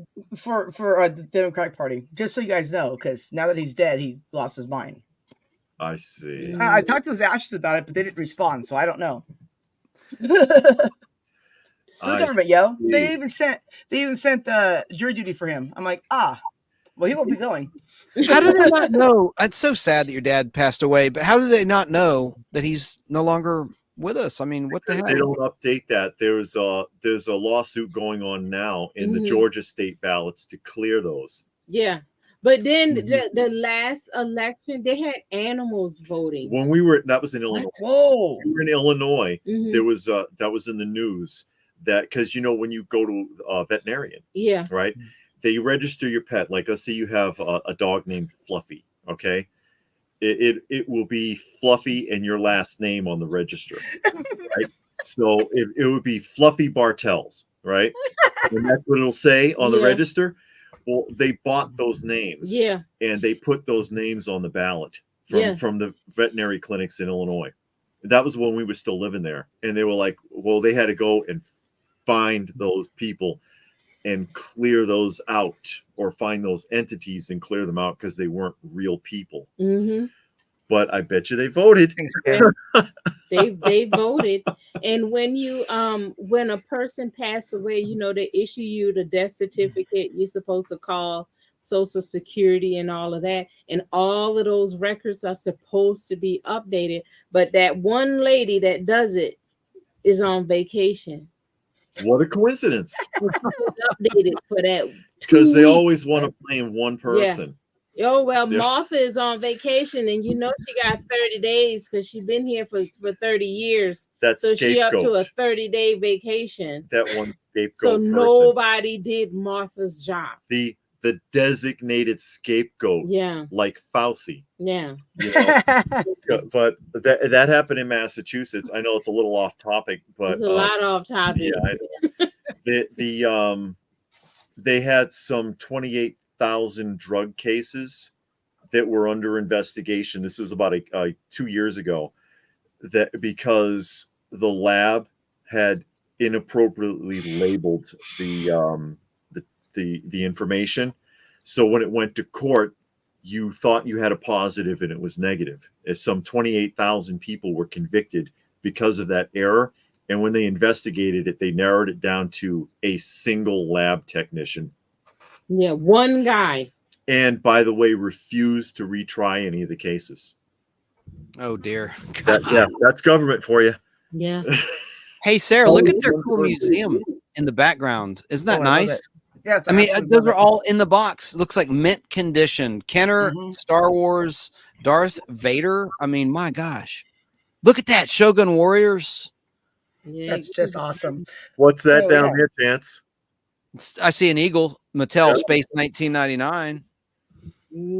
I know you do that. Eagles. What's that? Yes, sir. That is cool. Those Mattel Eagles were very desirable. Those were very hard to find toys when I was a kid. I have the die-cast eagle that Dinky made. Dinky, yeah. Oh, okay. I bet you that's nice. Dinky made It's right here in the background. Let me hold it up for the camera real quick. Okay. It's not in the box or anything. I love though how it really you got to put yourself back on. Oh yeah. You guys will like this. I got this from England not too long ago. A Space 1999 signed. These are mass produced. It's not an original signature, but they're from England, from ITC, and it has all the main cast members of season 2 of Space 1999. That was a series that begged to have a Topps card made of it. They made the Donruss season 1, year 1 Space 1999 cards, but they never did anything with season 2 with all the monsters that Maya transformed into. That would have been a great set. They should do a retro set because they're doing these card sets these days of retro shows like that have pop culture significance. They should do that. So let me just show you real quick. And then I know you got to run. I can see Lady Pop Hunter's getting a little restless. So time to say goodbye. Alan. Yeah. And then Tony Anholt. He died back in 2002, sadly. He's been gone a long time. They have their patches on eBay. I want to buy the patches to put on my jacket. The patches from the Base Alpha patches. Yeah, nice. They have all of the different ones on eBay, but you can't buy them in a lot. You have to buy them separately. Yeah, and they're expensive separately. One person had a lot of them, and it sold out. But yeah. And if you find a place that has them, like a bunch of different ones, they won't bundle them up for you. They want you to purchase. Oh, sure. Yeah. How nice of them to not bundle them. Convenient features. I would love to get some of those patches to put on my jacket. And when we first met, Open by Chance and I, at the Marietta Vinyl and CD show, compact disc show, I bought the Space 1999 record. This is my copy. I already had it, but the one I bought was in better condition. But this is my copy. I didn't know I already had it. Oh well. Now that's funny. I already had it. Do you catalog your comic books? I should. I do not. My friend Jeff Logan is an expert at that. I need to do that. I know what I have in my head, but I do need to make a record so I don't duplicate anything. I do not. Do you guys? I do. I That's put mine smart. on an Excel spreadsheet. There's the Dinky Eagle I was talking about. Oh, yeah. And weird colors though, right? Like you never saw that in the show. The green. Well, they did a bunch of different. Dinky did. It's not in the So box. the whole thing is die cast? Yes. Just a yeah. And this comes out the Diecast and module, Uh-huh. and that does not the this would detach in the show. This does not detach. The and cockpit. the Mattel one comes apart too. It's cool. Yeah. I like the one that you blew up. That was my favorite one. Oh yeah, I'll show them that in a second. But like this comes out like a little staircase, Mhm. get in and out of the Eagle. But I always like that. That's cool. You guys remember Polly Pocket from back in the day? Polly Pocket, by Yeah. Bluebird. Right. Well, I would never get Polly Pocket because dumb. But I got the Star Trek versions of those. So I have the Borg head that opens up. You have little like Star Trek figures you put in there. Mhm. I don't know what I'm supposed to do with it, but I opened them anyways to play with them. Whatever. It was fun. I like a Shippers 2 or something like that. This is the Eagle I blew up that Sarah was talking about. I did a special effects shot in the late 80s with my friend Larry Hutchison, former neighbor. We hung this on fishing line Mhm. and set it on fire. So part of, how it has that little mesh on top, that's been blown away on top. And I have photos of it. We just did it with, not on video. We did it with still photography, a special effect shot. You still never sent them to me, so. I need to send that to you. In one of the pictures, I actually added flames just in post-production, if you will, Oh, out of okay. the back of this. I just drew it in. But anyway, so that's a model kit. But I ruined it. No, you did. You made it better. Promise. That's probably what happened to most model kits back in the 80s. Yeah. And then the last thing, guys, I made this with the help of this lady, Deb, a custom case for Space 1999 on VHS. Mhm. And I'm sorry, I think, and I chose the photos. She did the layout, but this is actually better than anything, whether it's Columbia House, which did do a VHS set. Like I chose photos from the actual episode. I'm not trying to pat myself on the back, but I mean, I think I did a pretty darn good job. This is back in the year 2000. Yeah. Look at that shot. That's a great promo shot of Maya kicking butt. I graduated. I graduated from high school in 2000. Dancing. Year 2. There you go. Yeah, that's a good job Yeah. right there. Yeah, that's awesome. I mean, I graduated high school in 2000, so there you go. Well, isn't that special? It is, though. Right. I'm glad you graduated. 2000. This will in the year 2000, Conan O'Brien. This will probably be my cover of the box. I do like a community post of a notable comic book. Off the top of my head, I can't think of a notable one in this box. Mhm. Do you guys? But before I sign off, was there a comic that stood out in your mind, or not really? Your Cosmic Cube. I like the Yeah. 1984 Captain Yeah. America one. Yeah, that's right. Yeah. Was Right that here. Or Superman? I don't know. It was it. I don't forget remember who- which I one. forget who it Whatever was. that 1984 one was. 1984 reference. This one's kind of cool too, with the Yeah, that one was dictator good too. I like Superman. that one. Yeah, that's Yeah, classic. That one was real good. Yeah, I That's think Daddy a good Stevens one. didn't want that one. Well, they can't have it. I'm keeping it. I'm not selling it. This one's kind of cool. That mystery. Anyway, we don't need to do a rerun within. Oh, here it is. 1984. There it show is. within the show. Yeah. There it. There it is. Oh, that's the the Outsiders. Yeah. Outsiders. I didn't think it was Captain Okay, America. I knew it was somebody. Yeah. It's 1984. Yep. Well, guys, I'm so sorry that I was late again. That was very unprofessional of me. The time got away. I'm sorry. I mean, It's But I only appreciate 2 you being here. minutes, Chance. It wasn't an hour. Well, the day was like 30 minutes late, so I think 2 minutes is not too bad. Just saying. Yeah. but to You? leave your guest hanging like that is not cool. And that will never happen again. But I appreciate you being here so much. And I hope you come back for maybe one of the last unboxings, Sure. if you're willing to, if your schedule permits. And I will see you at the Marietta Vinyl and Compact Disc show with Yeah. gifts. So looking forward to that later this Always month good to of see you July. guys. All right. Thanks for having us. Thank you so much. Bye for now. What a Bye. what a great Bye. channel. Would you someone please link Open by Chance? I'll do it myself. It's In been the, linked in the like chat. 8 times, Chance. We've linked it 8 times, and I've linked hers as well. They're in there more than Right. enough. Dan Very dropped them soon. too. She has her own YouTube channel, right? Lady Yes. Pop Hunter, one We of them took care of tab as it. well. Chance. Good. We gotcha. All We right. got a team for a reason, you know. Enjoy the rest of your Sunday. Thank you so much, David and Lady Pop Hunter. Thank you so much for being here. All right. Thanks. Get back to you guys again. Bye for now. Why you? All right. Well, I guess I'm going to sign off too. Sarah, final thoughts? I actually enjoyed this box overall. Pretty good. Was it the one you're looking for? I guess not, according to you. No, I wanted It was Amazing great still. Spider-Man 252 to go with a set. Mhm. The first Venom, all the black costume, the Marvel Age first black costume, Mhm. Symbiote. And so I saw it. It's in this collection somewhere. So it's in it'll probably be in the very last box I go through. It might be in that box 8 that I keep persuading people not to select in the chat. Yeah, those like the box I really want to go into. Really? You want it 8? If you were to pick, Yeah. you'd go for 8. Okay. Well, I could very much be wrong. All right, Sarah. Well, I'm gonna cut you loose. I'm gonna sign off. But if you want to talk Mhm. backstage, I'll be backstage, and same with David and Lady Pop Hunter. All right. Thanks for tuning in. You're watching the Nostalgic Podcast. We'll be back next week with another box. We're down to the Yes. final 3. Thanks for being here, Awesome. everybody. Good night. Good night.